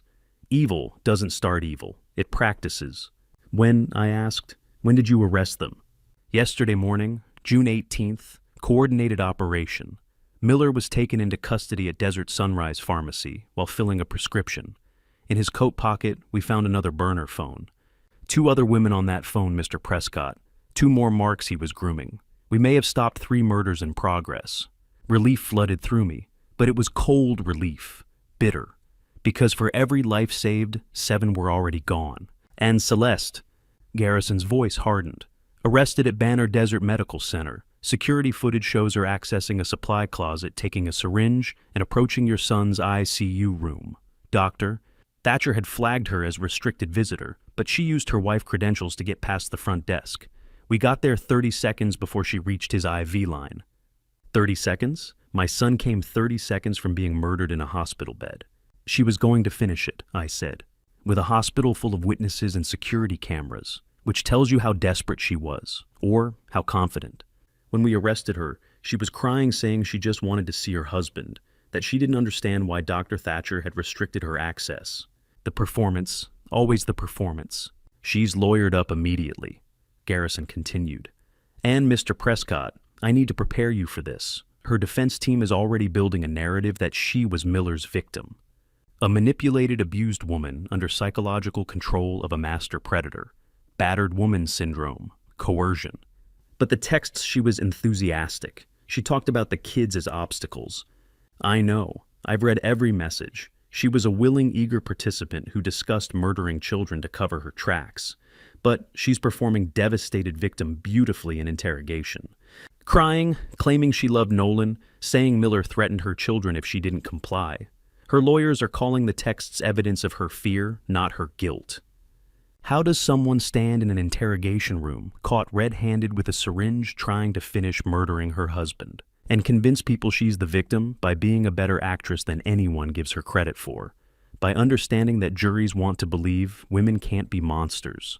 Will it work? I asked. Will a jury believe her? Not if your son wakes up and testifies. His voice, the actual victim saying she poisoned him, that he trusted her, that she betrayed him, will break through her performance. We need him conscious and coherent before trial. When does he wake up?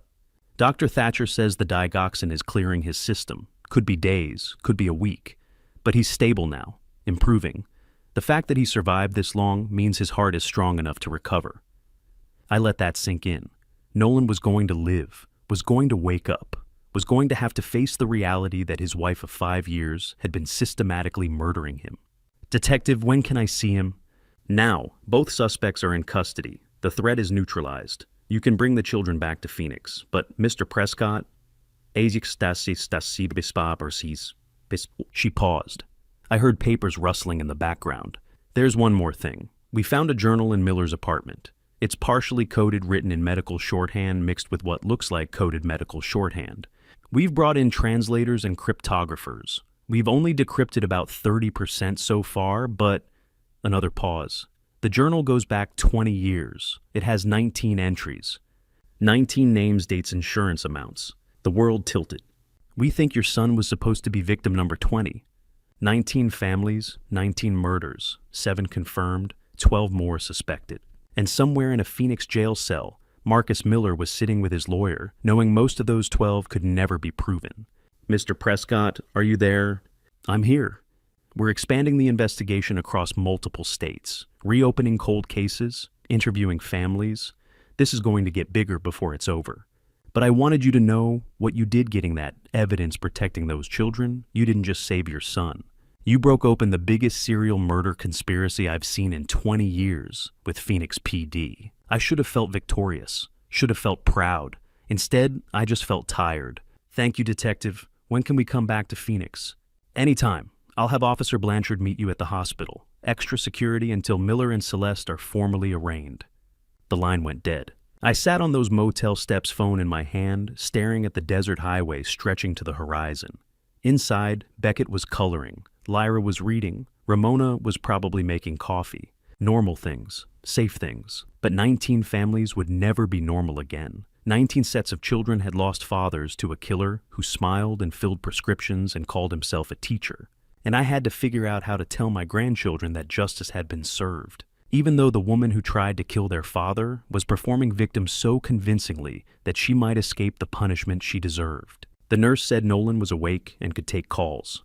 My hand shook, dialing the hospital number, relief flooding through me. My son was conscious, breathing on his own, alive. But when his voice came through the line 3 days after the arrests, it wasn't gratitude I heard. It was rage. "Oi, Dad," he said, voice hoarse from the breathing tube they had just removed. "Why the hell did you have my wife arrested?" The words hit like a physical blow. "Son, listen to me." "No, you listen. You never liked Celeste. From day one, you made that clear. And now you're using my medical crisis to break up my marriage. She loves me, Dad. She's been at the hospital every single day worried sick, and you had her arrested. Yes, tor, to see Nolan, she was poisoning you. We have evidence, texts, insurance policies, a burner phone where she and Marcus Miller planned. I don't want to hear your conspiracy theories." His voice was getting stronger, angrier. "Celeste would never hurt me. Whatever you think you found, you're wrong or you're lying. I don't know which is worse." "I'm not lying. Dr. Thatcher found digoxin in your bloodstream. Os, sprayed out tectos. Doctors make mistakes. Tests get contaminated. And you know what? I think you've been waiting for an excuse to destroy my marriage since the day I proposed. Well, congratulations, Dad. You win. Don't call me again until you're ready to apologize to my wife." The line went dead. I sat there in the motel room, phone in my hand, feeling like I'd been gutted. Ramona looked up from her book, saw my face, and came to sit beside me.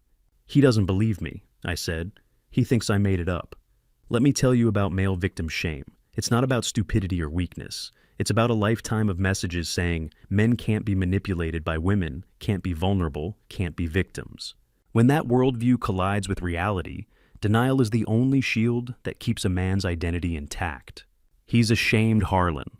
Ramona's voice was gentle but firm. "Men are taught they can't be victims, especially not of women. Admitting she poisoned him means admitting he was weak, fooled, helpless. That his masculine intuition failed him. That he trusted the wrong person and almost died for it. He'd rather believe I'm the villain than accept she tried to kill him. Right now, yes, because you being wrong is painful but manageable. Her being a murderer is unbearable. Give him time. The truth will break through. It always does. But time felt like torture. 5 days passed. June 19th, 2021, 22:23. Each morning, I woke up hoping my phone would ring with Nolan's voice apologizing, asking questions, wanting to know more. Each night I went to bed with silence.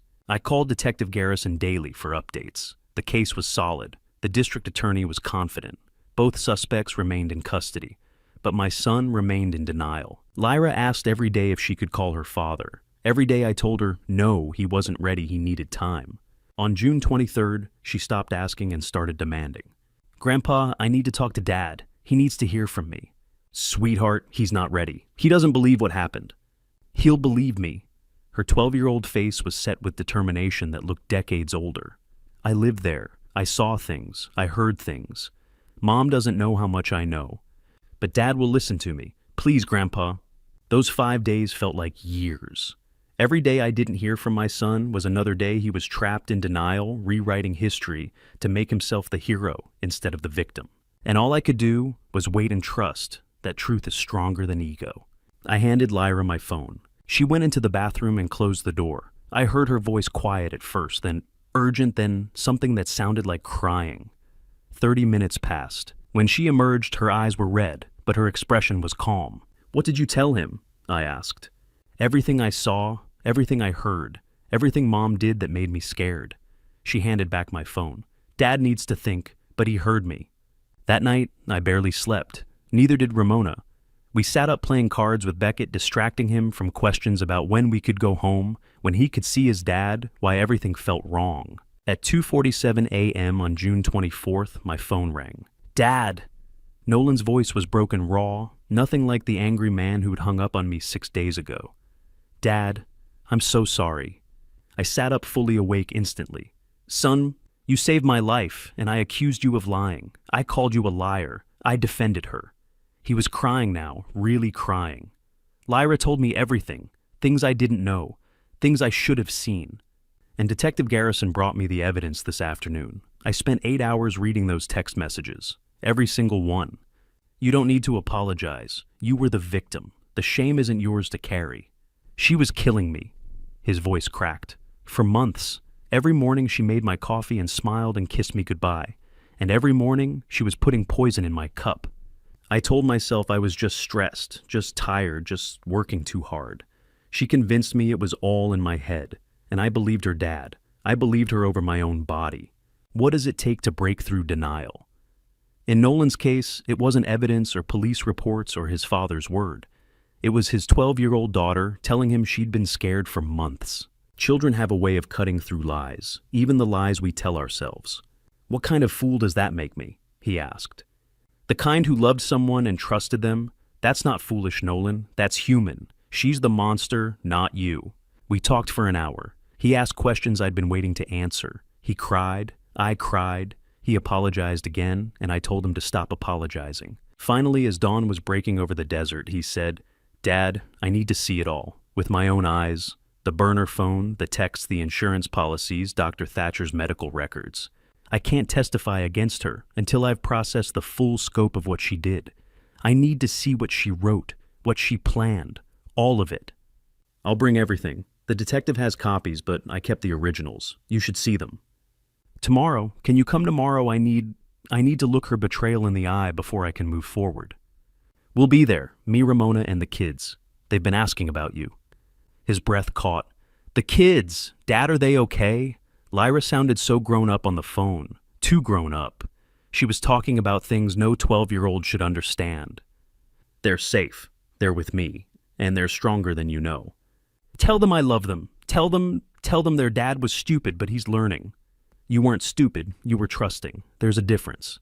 We were about to hang up when he said one more thing that made my blood run cold. Dad, when Lyra called me yesterday, she said something strange, something I can't stop thinking about. She said that a few weeks ago, Mom told her and Beckett that if anything ever happened to me, they'd get to go live with a nice new family. She said it like it was a vacation, like it was a good thing. My granddaughter had been told she was disposable. My son looked like a ghost. 10 days in, ICU and rehab had stripped 30 pounds off his marathon runner frame, leaving him hollow-cheeked and pale. But it was his eyes that broke me. They held the look of someone who'd seen the monster under the bed and realized it had been sleeping beside him for 5 years. "Dad." His voice was hoarse damage from the breathing tube. "You came." Of course I came. I pulled the visitor chair close, fighting the urge to inventory every visible sign of damage, the IV line, the heart monitor tracking beats that had stopped twice, the pallor that spoke of how close death had come. "How are you feeling?" "Like I got hit by a truck." He tried to smile, but it came out crooked. "Dad, I'm sorry for what I said on the phone, for not believing you, for defending her when you were trying to save my life." "Stop." I reached for his hand. It was cold thin, the hand of someone who'd been systematically poisoned for months. "You were the victim. You don't apologize for being poisoned. You don't apologize for trusting someone you loved." "I need to see it." His eyes went to the manila envelope on the bedside table. "Everything. I need to understand how I didn't know, how I lived with her and didn't see what she was doing." There's a particular silence that fills a room when a man confronts proof of his own murder. Not shock, not denial, just processing. Watching every memory, every moment, every tender gesture get rewritten as manipulation. I picked up the envelope, the same one Dr. Thatcher had given me, and placed it in Nolan's lap. "This first page is your toxicology from June 15th, the digoxin level that should have killed you." He opened the envelope with shaking hands. I explained each document before he looked at it, giving him time to prepare. "I never took digoxin." His finger traced the highlighted number, 3.2 nanograms per milliliter. "I've never had heart problems." "How?" "She put it in your coffee, every morning for at least 8 weeks, maybe longer." He turned the page, forged prescriptions with his signature, his name in handwriting that looked like his but wasn't. Medical authorizations he'd never signed, pharmacy records showing digoxin pickup dates that matched mornings he'd felt particularly terrible. Next are the insurance policies.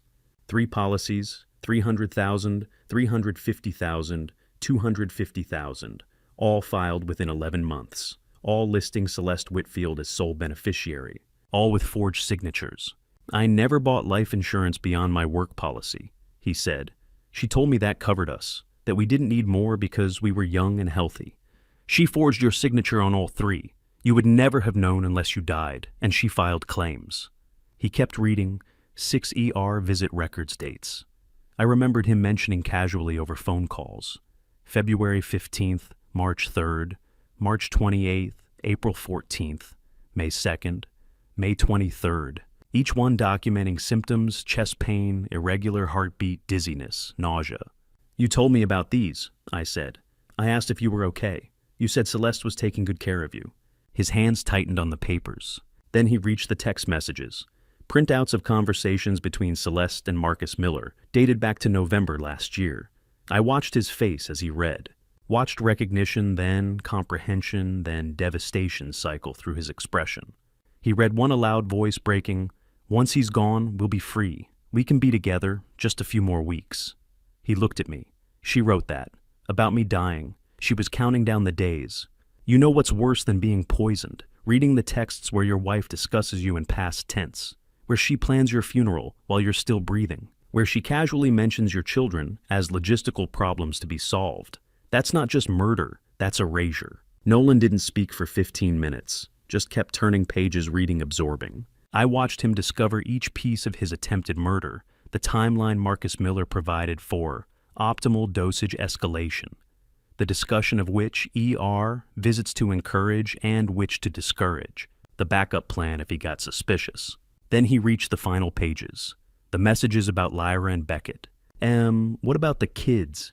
C, they're obstacles, but manageable. Same solution as Morrison's kid. C, if necessary, they're young, easier to relocate. The envelope fell from his lap, papers scattered across the hospital blanket. Nolan folded forward, crying quietly with the exhaustion of someone whose entire reality had been rewritten. I moved to the edge of the bed and pulled my son into my arms. For the first time since he was a child, since before masculine pride and adult performance became armor, he let himself be held without resistance. His shoulders shook. I felt his tears soaking through my shirt. "She made me coffee every morning," he said into my shoulder. "Told me she loved me, kissed the kids goodnight, put poison in my cup and smiled while I drank it." "I know. I'm so sorry you had to see this, but you needed to know the truth." My kids. He pulled back, eyes red.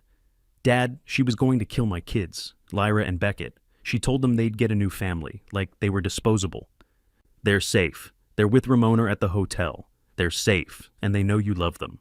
We sat in silence for several minutes. The monitors beeped. The rehab center hummed with distant activity.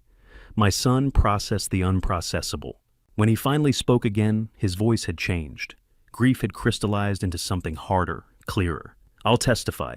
Against Celeste and Marcus Miller. I'll tell the court everything. Every coffee she made, every ER visit she dismissed, every time she convinced me I was just stressed. Are you sure the defense will try to break you?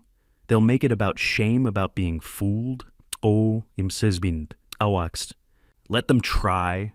His jaw set with determination I hadn't seen in years. My daughter was living in a house with a woman planning to murder her. My son was being groomed to accept his father's death as normal. I won't let shame protect a killer. When does a victim become a survivor?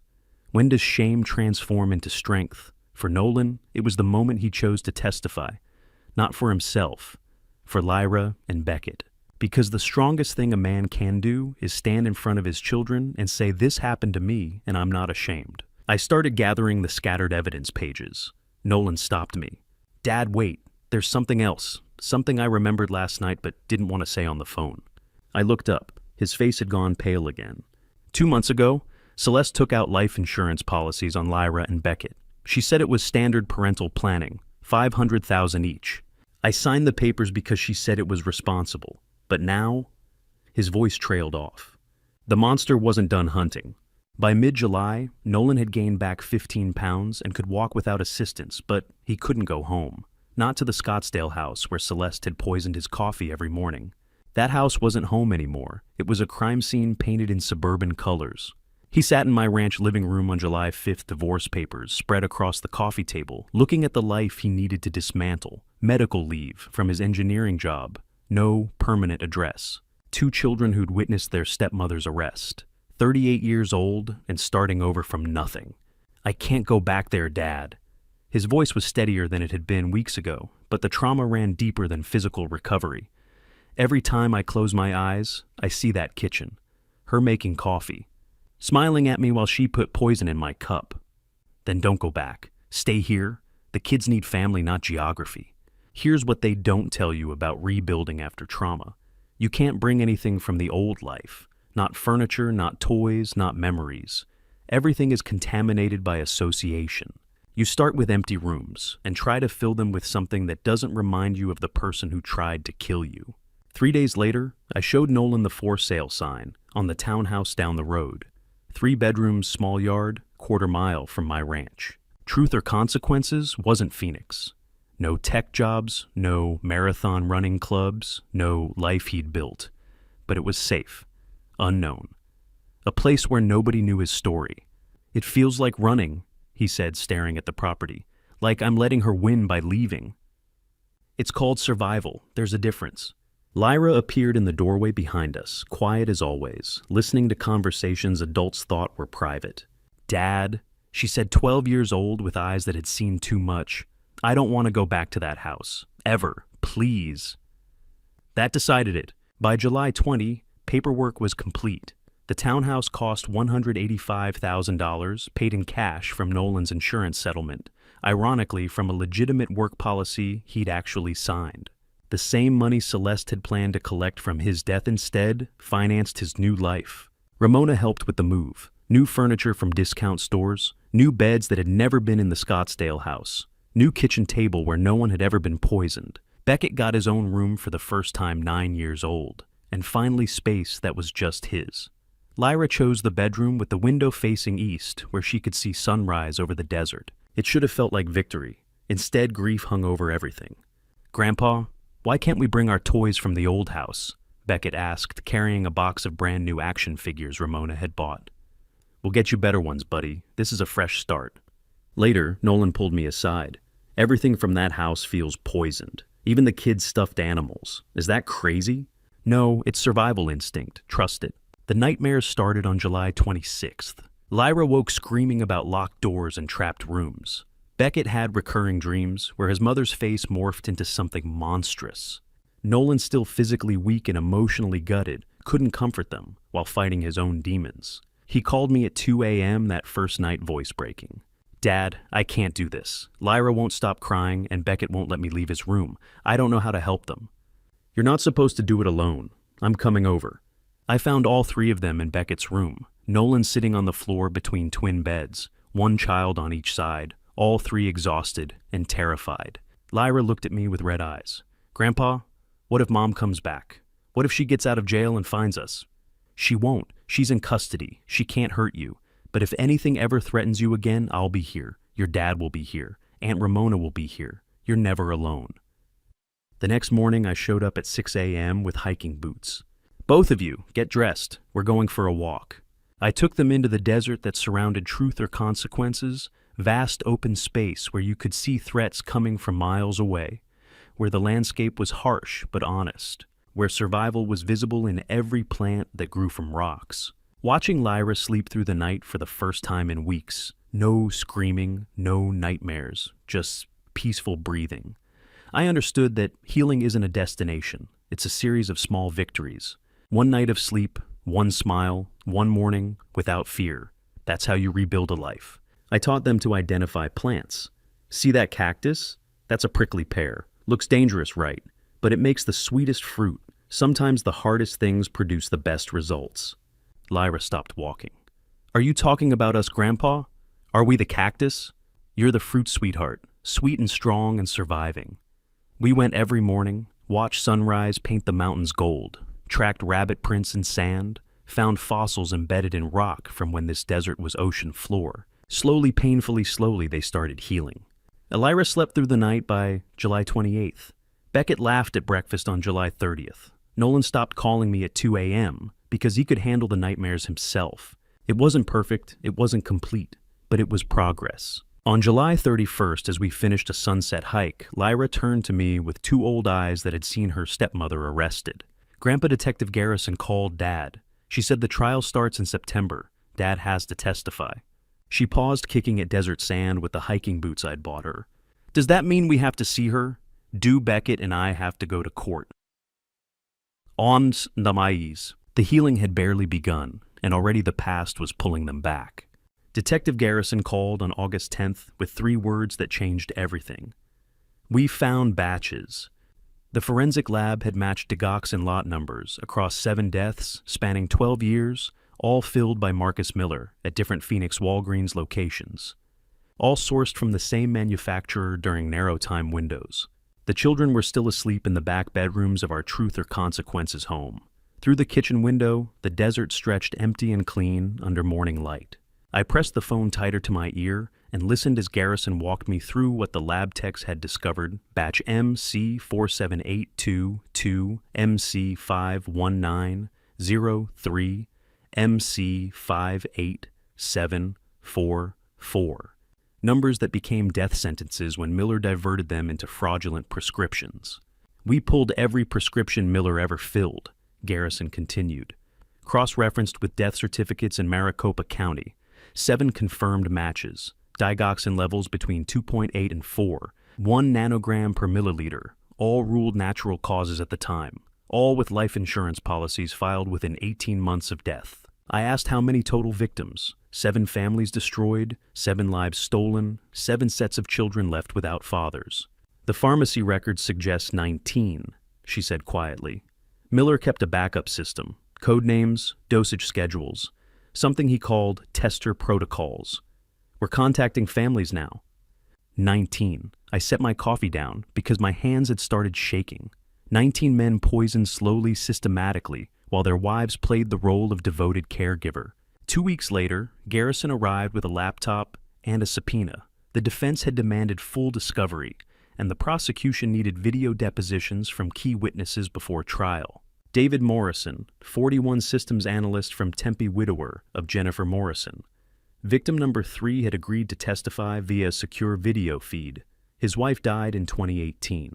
The police closed it as natural causes within a week. We set up in my living room, Garrison positioning the laptop on the coffee table, while I sat on the couch with a notepad. The screen flickered, and Morrison's face appeared gaunt, hollow-eyed, wearing the permanent exhaustion of someone who'd spent 5 years believing he'd failed to save his wife. "Mr. Morrison," Garrison began, "can you describe your interactions with Marcus Miller?" Morrison's voice was flat-drained. He called himself a medication consultant, said Jennifer's new insurance plan required specialty pharmacy services for her heart medication. He delivered personally, every 2 weeks, sometimes weekly, always had a story about why the prescription needed adjustment. "Did he ever discuss payment?" A long pause. Morrison's jaw tightened. "After Jennifer died, he came to the house, said he'd helped her manage her condition discreetly because she was embarrassed about the heart issues. Asked if I wanted to honor her memory by making a donation to his pharmaceutical access charity. Suggested 10% of the insurance payout would be appropriate. That was the moment the prosecution's case shifted from conspiracy to organized crime. Miller wasn't just a partner, he was running a tiered operation. Some accomplices like Celeste worked on commission-splitting insurance payouts. Others paid upfront fees, a pharmaceutical serial killer with franchise protocols. Garrison leaned forward. "Did you make that donation?" "I gave him $60,000, Morrison whispered. "I thought I was honoring my wife. I was paying her murderer." September and October blurred into a series of depositions and evidence reviews. Nolan gave 3 separate testimonies, his voice growing steadier, each time his body slowly rebuilding strength on desert walks and home-cooked meals. The children stayed carefully separate from the legal proceedings, though I caught Lyra reading news articles when she thought I wasn't watching. She knew more than a 12-year-old should about poison and premeditation and victim impact statements. November brought the evidence hearing. Judge Hartwell ruled that all pharmacy records forensic batch analysis, Morrison's testimony, and the coded journal were admissible. Celeste's defense attorney argued for victim status, claimed she'd been manipulated by Miller, groomed into participation, coerced through threats. The judge wasn't buying it. Text messages between Celeste and Miller showed clear planning, financial negotiations, discussions of the next one, and expanding the network. Trial date set for December 4th, 2023. Maricopa County Superior Court, Judge Patricia Reyes presiding. The prosecution promised a case so airtight that both defendants would spend life in prison. Garrison called again on November 18th. I was making dinner when my phone buzzed her name, lighting up the screen with that particular weight that meant bad news. "The defense is calling Lyra as a hostile witness," she said without preamble. "They're claiming Celeste was a loving mother, that Lyra's statement was coached by you. They want to cross-examine her on the stand, in front of the jury, in front of Celeste." I stopped stirring the pot of chili. Through the kitchen window, I could see Lyra on the back porch reading in the last of the afternoon sun, finally looking like a child again, after months of living with adult horrors. "We can fight it," Garrison continued, "but the judge may allow it. She's a material witness. She observed the poisoning firsthand. Her testimony is crucial. She's 12 years old. I know, but the defense is arguing that without her cross-examination, Celeste's rights are violated. They're going to put your granddaughter on trial to save a serial killer." Celeste sat 15 feet away from me in that courtroom, wearing a pale blue dress that made her look young and vulnerable, the same performance she'd given at the hospital. But I'd seen her text messages. I'd read how she discussed my grandchildren as obstacles. So when she glanced at Nolan with tears in her eyes, playing the heartbroken wife, I didn't see a victim. I saw a predator in costume. The courtroom was packed. Media in the back rows, cameras stationed at strategic angles. Victims' families lined the gallery. I recognized David Morrison in the third row, his face hollow, with the weight of 5 years spent mourning a wife he didn't know was murdered. Marcus Miller sat at the defense table to the left in a navy suit that made him look like a respectable professional instead of the architect of 19 deaths. Lyra gripped my hand so hard I felt her nails digging into my palm. She was 12 years old, sitting in a courtroom, staring at the woman who'd planned to kill her. Beckett pressed against Ramona on my other side, his 9-year-old face trying to look brave. Nolan sat beside me, spine straight, refusing to look at Celeste even when she turned her tear-streaked face toward him.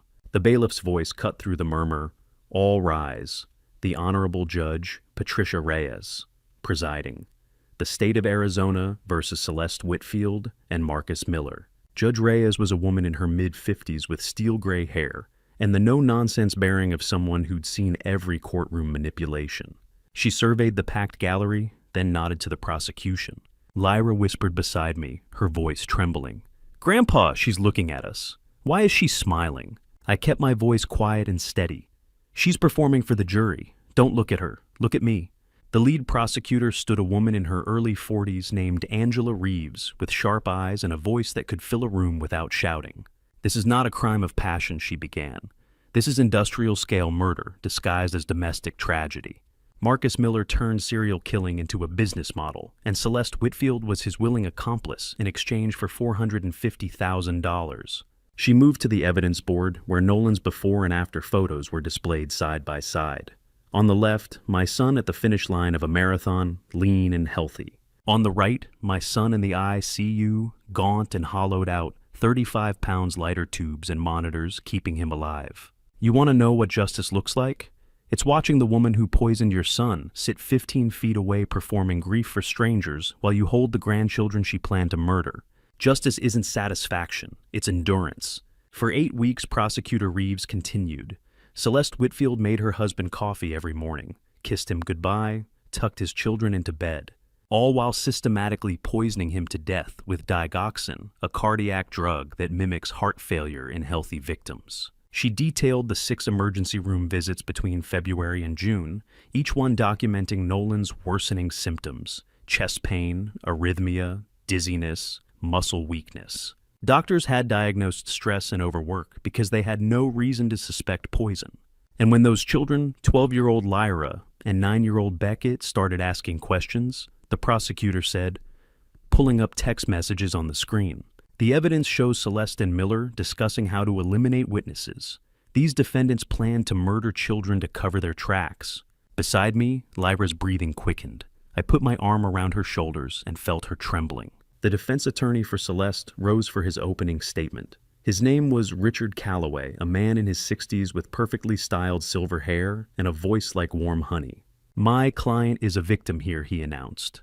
"Marcus Miller is a master manipulator who preyed on a vulnerable woman, threatened her children, and forced her participation through psychological terrorism." I felt rage building in my chest, hot and tight. Calloway continued, "And the man who started this witch hunt, Harlan Prescott, a father-in-law who admitted he never liked Celeste, who illegally broke into her home, stole her property, and coached his granddaughter to lie.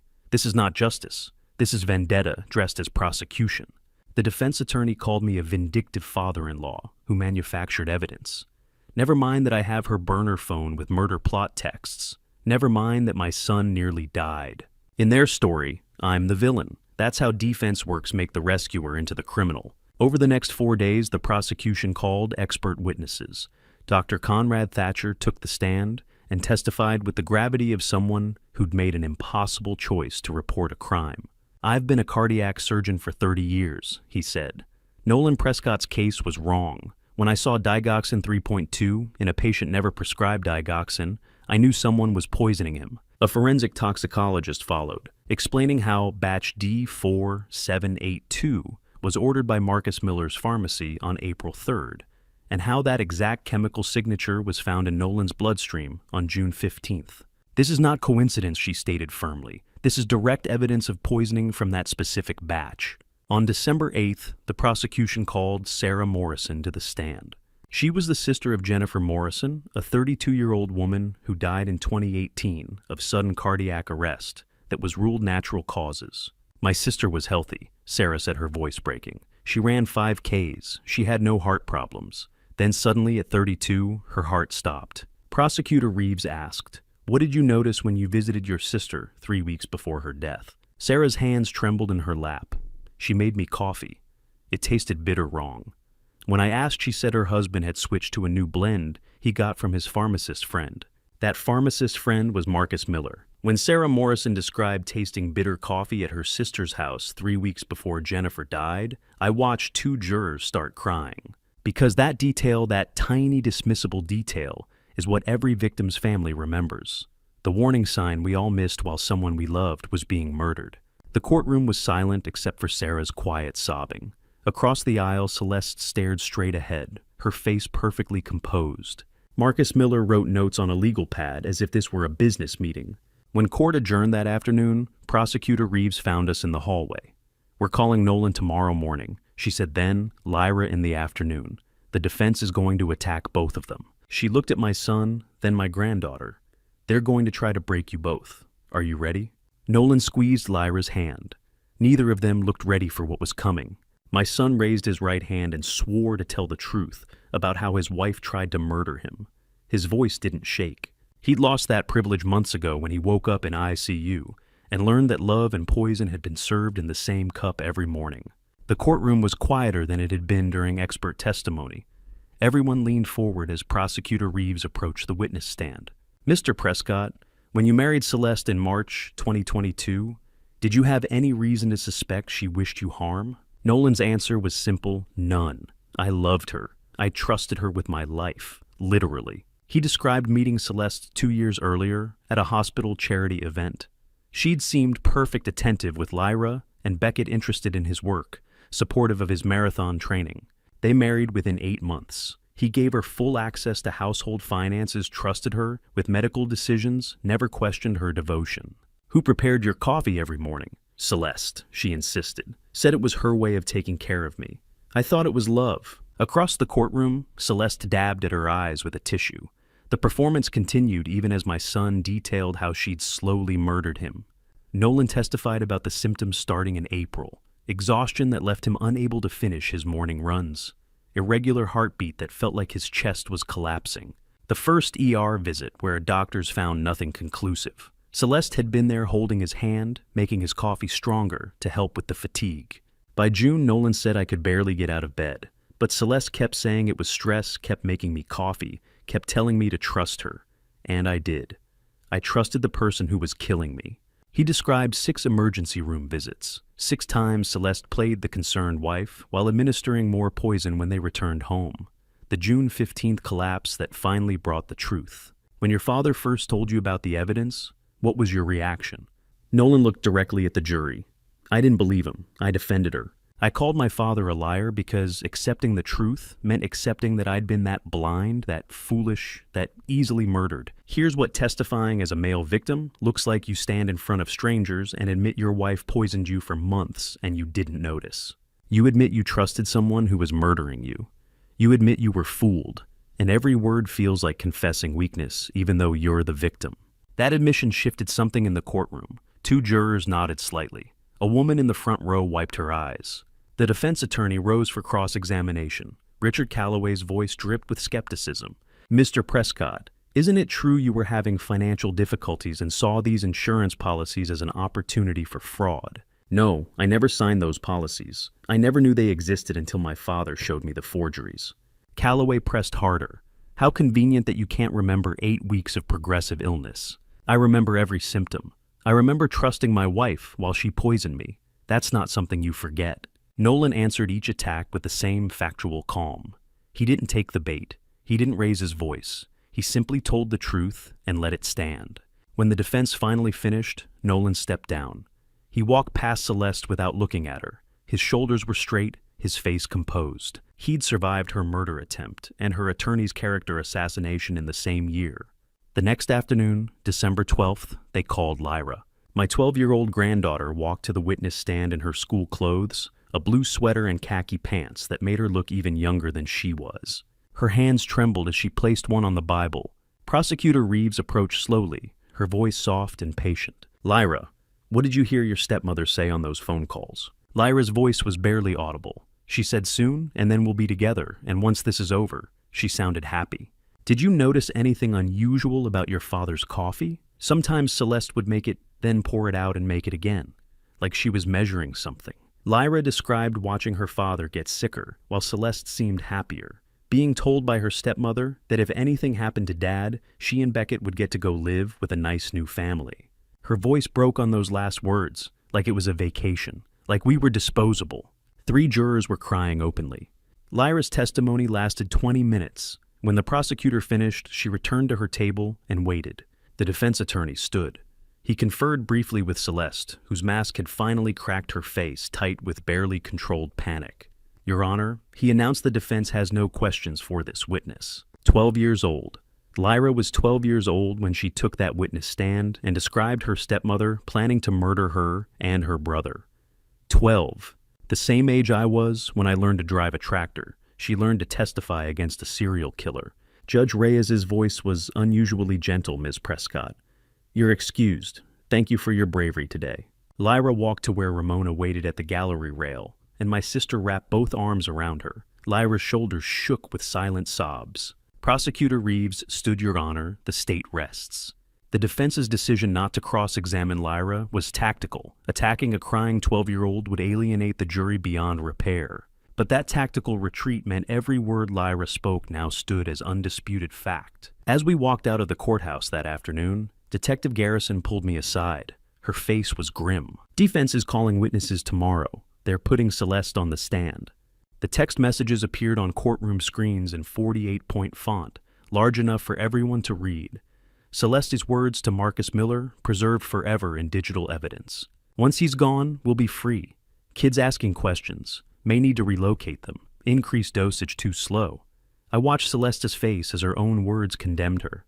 The performance was over. December 13th. The prosecution had saved this evidence for last. Prosecutor Reeves stood beside the screen and read each message aloud while the jury followed along. April 18th, Celeste to Miller. He's getting suspicious about the coffee. Miller to Celeste, no. Increased to 0.5 milligrams. We're too close to stop now. May 22nd, Celeste to Miller. Kids heard me on phone last night.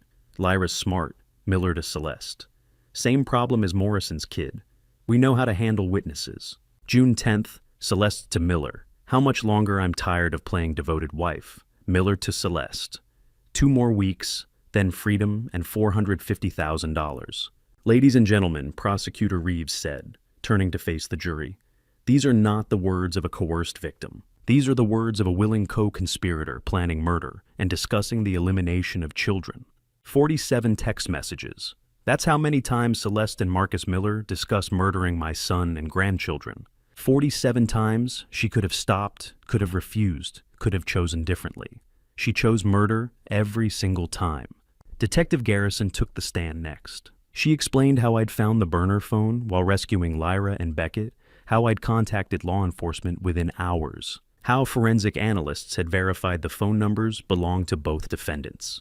Mr. Prescott found the phone on June 15, 2023, while attempting to rescue his grandchildren from immediate danger, Garrison stated. He contacted 911 within hours and turned over all evidence. On December 15th, closing arguments began. Prosecutor Reeves stood before the jury and summarized 6 months of investigation and 2 weeks of testimony. She displayed Nolan's before and after photos again. She showed forged signature comparisons. She reminded them of Lyra's testimony about being told she'd get a nice new family. Marcus Miller operated a murder business for 12 years, she said. Celeste Whitfield was his eager student. Together, they poisoned Nolan Prescott for 8 weeks, planned to murder his children, and would have succeeded if not for a father's instinct and a doctor's courage. Her voice dropped lower.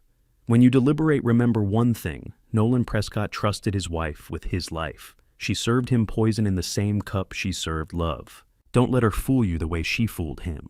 The jury deliberated for 2 days. You want to know what justice sounds like? It's a jury foreman reading guilty 12 times once, for each count, for each crime, for each moment they chose evil. It doesn't erase the harm, but it says officially and permanently what they did was wrong. That matters more than you'd think. December 18th. At 3 in the afternoon, we got the call that the jury had reached a verdict. The courtroom filled quickly. The jury filed in. None of them looked at the defendants. That's how you know. The foreman stood, a woman in her 60s with gray hair. She held the verdict form in steady hands. In the matter of the state of Arizona versus Celeste Whitfield and Marcus Miller, on the count of attempted murder in the first degree, we find both defendants guilty. On the count of conspiracy to commit murder, we find both defendants guilty. On the count of insurance fraud, we find both defendants guilty. On the count of child endangerment, we find both defendants guilty. The courtroom erupted. Celeste collapsed forward onto the defense table, her shoulders shaking. Marcus Miller sat expressionless. Beside me, Nolan gripped my hand so hard I felt bones grinding together. Lyra started crying, not sad tears, but the kind that comes from releasing something you've been holding too long. Judge Reyes banged her gavel. Order, I will have order in this courtroom. Sentencing came 2 days later. This court has rarely seen crimes so calculated, so cold-blooded, and so utterly devoid of humanity, Judge Reyes said. You targeted children. You turned love into a weapon. Marcus Miller received 35 years without parole. Celeste Whitfield received 25 years without parole. When that judge sentenced Celeste to 25 years, I didn't feel satisfaction or revenge or triumph. I felt exhaustion. The kind that comes from carrying a weight so long you forgot what your shoulders felt like without it. Justice doesn't feel like victory. It feels like permission to finally rest. We walked out of that courthouse into December sunlight.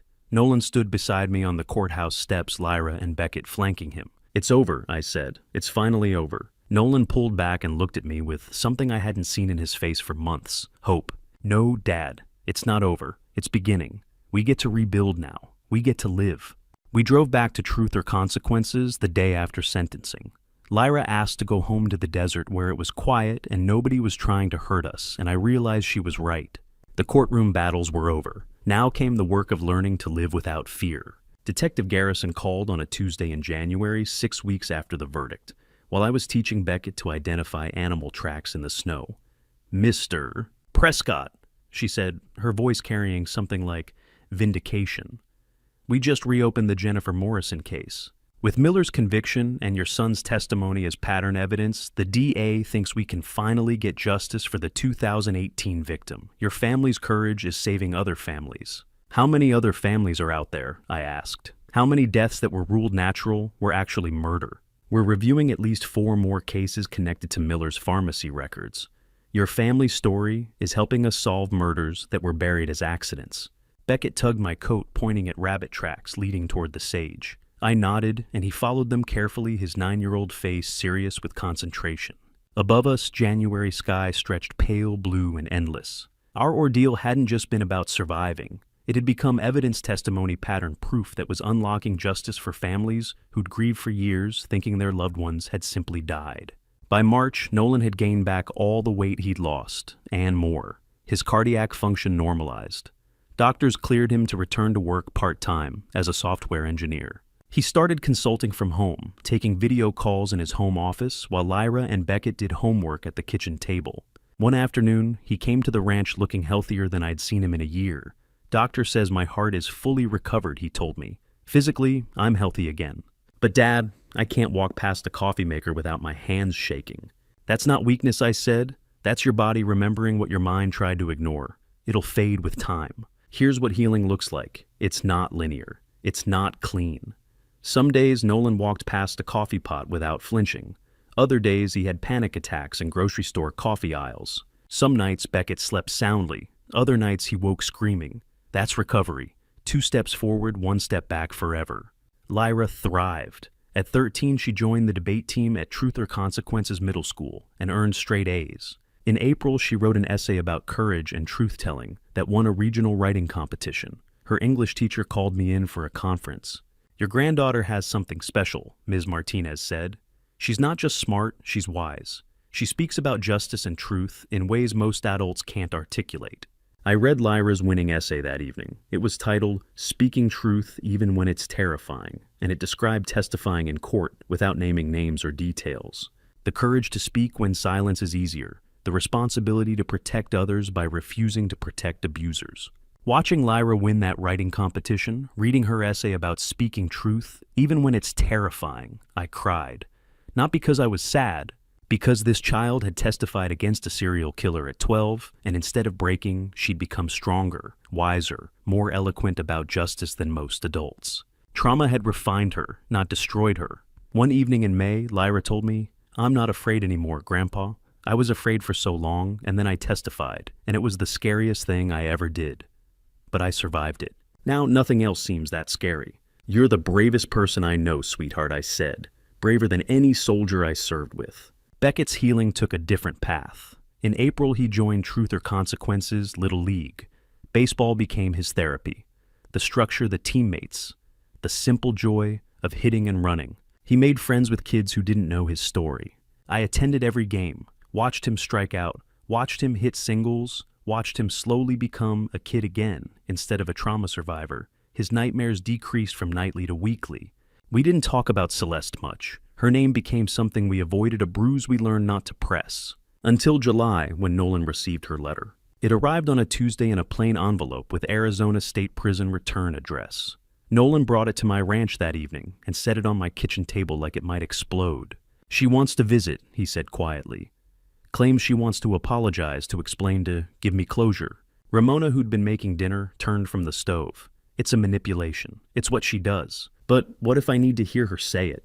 Nolan's voice was strained. "What if I need to look her in the eye and ask why?" I picked up the letter and read it. Celeste's handwriting was neat, almost childlike. She claimed she thought about what she'd done every day. That prison had changed her. That she owed Nolan an apology face to face. "She's manipulating you from a cell," I said. "This is what she does." Lyra, who'd been doing homework at the far end of the table, spoke up. "I never want to see her again. Not ever." The letter sat on Nolan's kitchen table for weeks. He'd pick it up, read it, set it down. On a Sunday evening in late July, Nolan made his decision. He called the prison and scheduled a visit for August 15th. "I need to do this, Dad," he said quietly. "Not for her. For me. I need to look at the person who tried to kill me and ask why. And then I need to walk away and never think about her again." I didn't argue. I just said I'd be in the waiting room when he came out. Because that's what fathers do. We stand guard while our sons face their demons.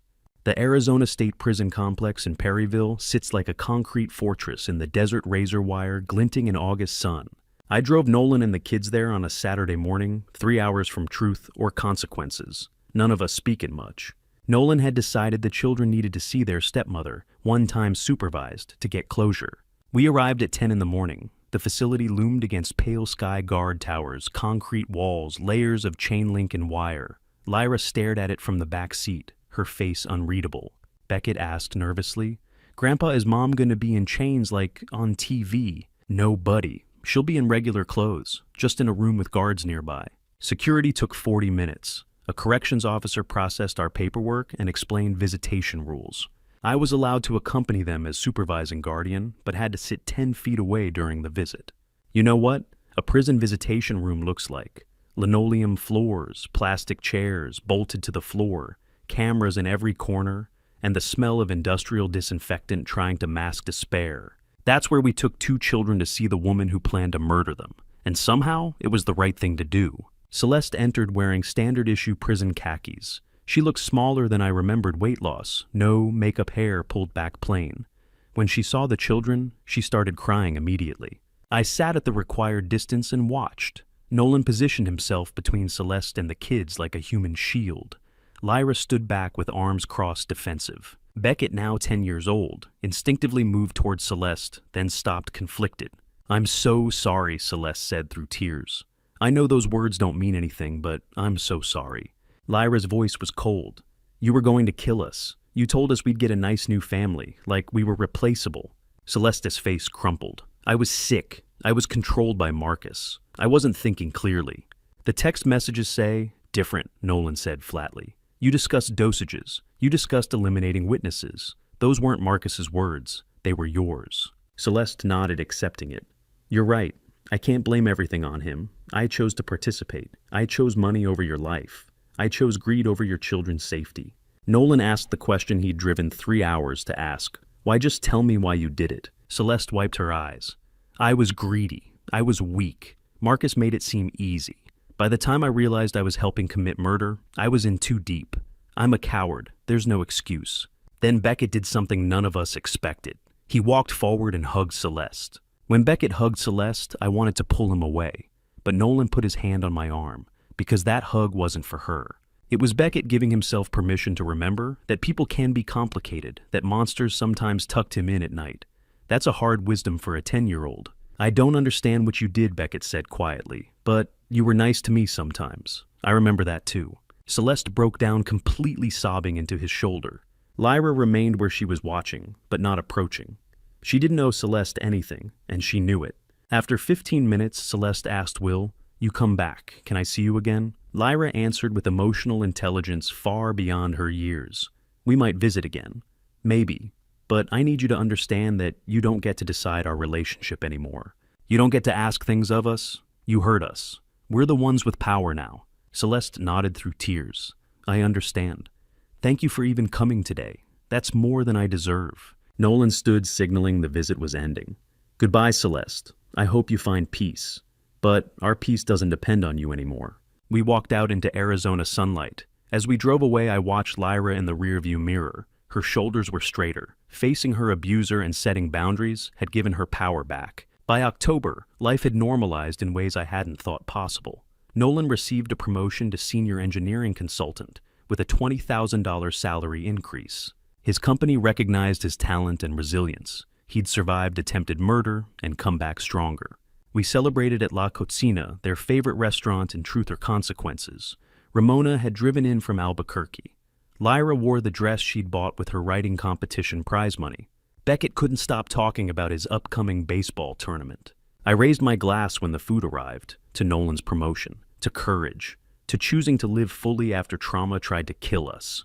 Nolan raised his glass to family, to Dad, who saved my life when I didn't believe it needed saving, to Lyra, who testified when she was terrified, to Beckett, who reminds us how to be kids, to Ramona, who held us together. Lyra smiled, to second chances, for all of us. Senior engineer. 2 years ago, Nolan could barely lift his head off a hospital pillow. Now he's leading engineering projects and earning 6 figures. Survival isn't just staying alive. It's thriving afterward. That's the real victory. We ate and laughed and told stories. Normal family dinner in a normal restaurant in a normal small town. Except we knew exactly how precious normal was. We'd earned it. As we left the restaurant that October night, Nolan pulled me aside in the parking lot under desert stars. Dad, I got a call from a publisher today. They want me to write a book about surviving domestic abuse as a male victim. They think my story could help other men who are ashamed to admit they're being abused. I'm thinking about doing it, turning our nightmare into something that might save someone else. The story wasn't over. It was evolving into purpose. 3 years after nearly losing everything to a calculated murder plot, I survey my crowded dining room on Thanksgiving morning and realize that survival is not the same as living, but healing can transform both. My kitchen fills with the sounds and smells of a family preparing a meal together. Nolan stirs gravy at the stove, his hands steady and sure. Ramona checks the turkey. Lyra and Beckett hang hand-drawn gratitude cards around the dining room. Lyra's card reads, "I'm grateful for Grandpa's courage and for learning that sometimes adults need kids to be brave too." Beckett says, "I'm grateful for baseball and desert hikes and family that doesn't give up." Nolan glances at me. 3 years ago, I couldn't even hold a spoon without shaking. Now, I'm making Thanksgiving dinner. That's not nothing I tell him. It's everything he replies. I hang my own card on the wall. I'm grateful we're all here. That's everything. We sit down to eat at 1 o'clock. The table is crowded with food and faces I thought I might lose. Nolan says grace, his voice strong and clear, thanking God for second chances and family that refused to break. After we eat, Nolan returns carrying a cardboard box. He sets it on the coffee table with reverence. "I have something to show you all." He pulls out advanced copies of his memoir. The cover is simple. "The Invisible Victim, a Man's Journey Through Intimate Partner Violence." Beneath it, dedicated to Harlan Lyra and all survivors who thought they had to stay silent. Nolan opens to the first page and reads aloud. "I didn't know I was dying because I didn't believe men could be victims. That belief almost killed me. This is the story of how I survived attempted murder by my wife and how shame nearly succeeded where poison failed." The room falls silent except for his voice. He reads about the symptoms, the ER visits, the morning coffee ritual, slowly killing him, me finding the evidence, and him calling me a liar. When he finishes, my voice breaks. "You're going to save lives with this son." Lyra wipes her eyes. "Dad, you're the bravest person I know. Not for surviving, for telling the truth." Beckett adds, "I'm proud of you, Dad. For real." Then Lyra reaches into her backpack and pulls out an envelope with the Georgetown University seal. "My turn," she says, smiling through tears. She reads the acceptance letter aloud. "Full scholarship to Georgetown's undergraduate psychology program, with a focus on child trauma and advocacy." I wrote about the courtroom, she explains. How it felt to tell the truth when everyone was watching. I want to help other kids do that. I want them to know they can be brave even when they're terrified. Nolan embraces her, both crying. "You turned the worst thing that ever happened into a calling. You took your power back in that courtroom, sweetheart," I tell her.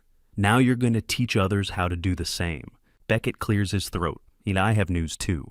He explains that his high school baseball coach offered him a spot on the freshman varsity team. The scholarship isn't full ride, but it's substantial. Coach says I have a real shot at varsity my freshman year. I'm going to play for us for what we beat. Nolan pulls his son close. You were 9 years old when this started. Now look at you. As afternoon light fades, we gather on my front porch, a ritual we've adopted. The New Mexico desert stretches out before us, sage and sand glowing gold in the late November sun. Nolan holds his book. Lyra clutches her acceptance letter. Beckett wears his scholarship certificate around his neck like a medal. 3 years ago, I say quietly, I got a call at 3:40 in the morning that my son was dying. Today I'm watching the sunset with all of you. That's grace. Nolan puts his arm around my shoulders. We didn't just survive, Dad. We rebuilt, and we did it together. Lyra looks at each of us, no matter where we go. Georgetown College, wherever we come back here, every Thanksgiving. Promise. We promise, all of us, out loud. 5 people, 1 porch, 1 sunset, 1 family that refused to break. Ramona squeezes my hand. You saved them, Harlan. No, I say. We saved each other. That's what family does. As the sun dips below the desert horizon, my phone buzzes. A text from Detective Garrison. The Morrison cold case files have been reopened. 3 additional families came forward after reading about your trial. The work continues. I show the message to Nolan. He nods slowly. Our story didn't end with the verdict. It rippled outward, touching families we'll never meet, solving murders that had been buried as accidents. The work of justice, it turns out, is never truly finished. Looking back at this family story, I see my mistakes clearly now. I didn't like Celeste from the beginning, but I stayed quiet because I thought it wasn't my place to interfere in my son's marriage. I told myself Nolan was an adult who could make his own choices. That silence almost cost me everything. Don't make my mistake. Trust your instincts when something feels wrong, especially when it involves the people you love most. Family betrayal doesn't announce itself with warning signs. It disguises itself as love, while poison brews in coffee cups. What I learned through this family story is that love means fighting for your family, even when they don't believe they need saving. Domestic violence doesn't discriminate. It targets men and women, the strong and the vulnerable, marathon runners, and corporate executives. Male victims face unique shame because society tells them they can't be abused, that real men don't get poisoned by their wives. But family betrayal knows no gender. Intimate partner violence is intimate partner violence, regardless of who holds the cup. I believe God put me through this nightmare so I could help other fathers recognize the signs, so other families wouldn't have to learn these lessons the way we did. The Lord's timing brought Dr. Thatcher into our lives exactly when we needed him, and I'll be grateful for that divine intervention for the rest of my days. This family story taught me that family betrayal can wear the mask of devotion, but truth always surfaces when love refuses to stay silent. Don't wait until it's almost too late. Trust your instincts. Speak up. Fight for your family even when they think you're the enemy. That's what real love looks like. Thank you for walking this journey with me until the very end. I'd love to hear your perspective. Drop a comment below, sharing what you would do if you found yourself in Harlan's situation, discovering your son's spouse was slowly poisoning him. Would you have acted sooner, differently?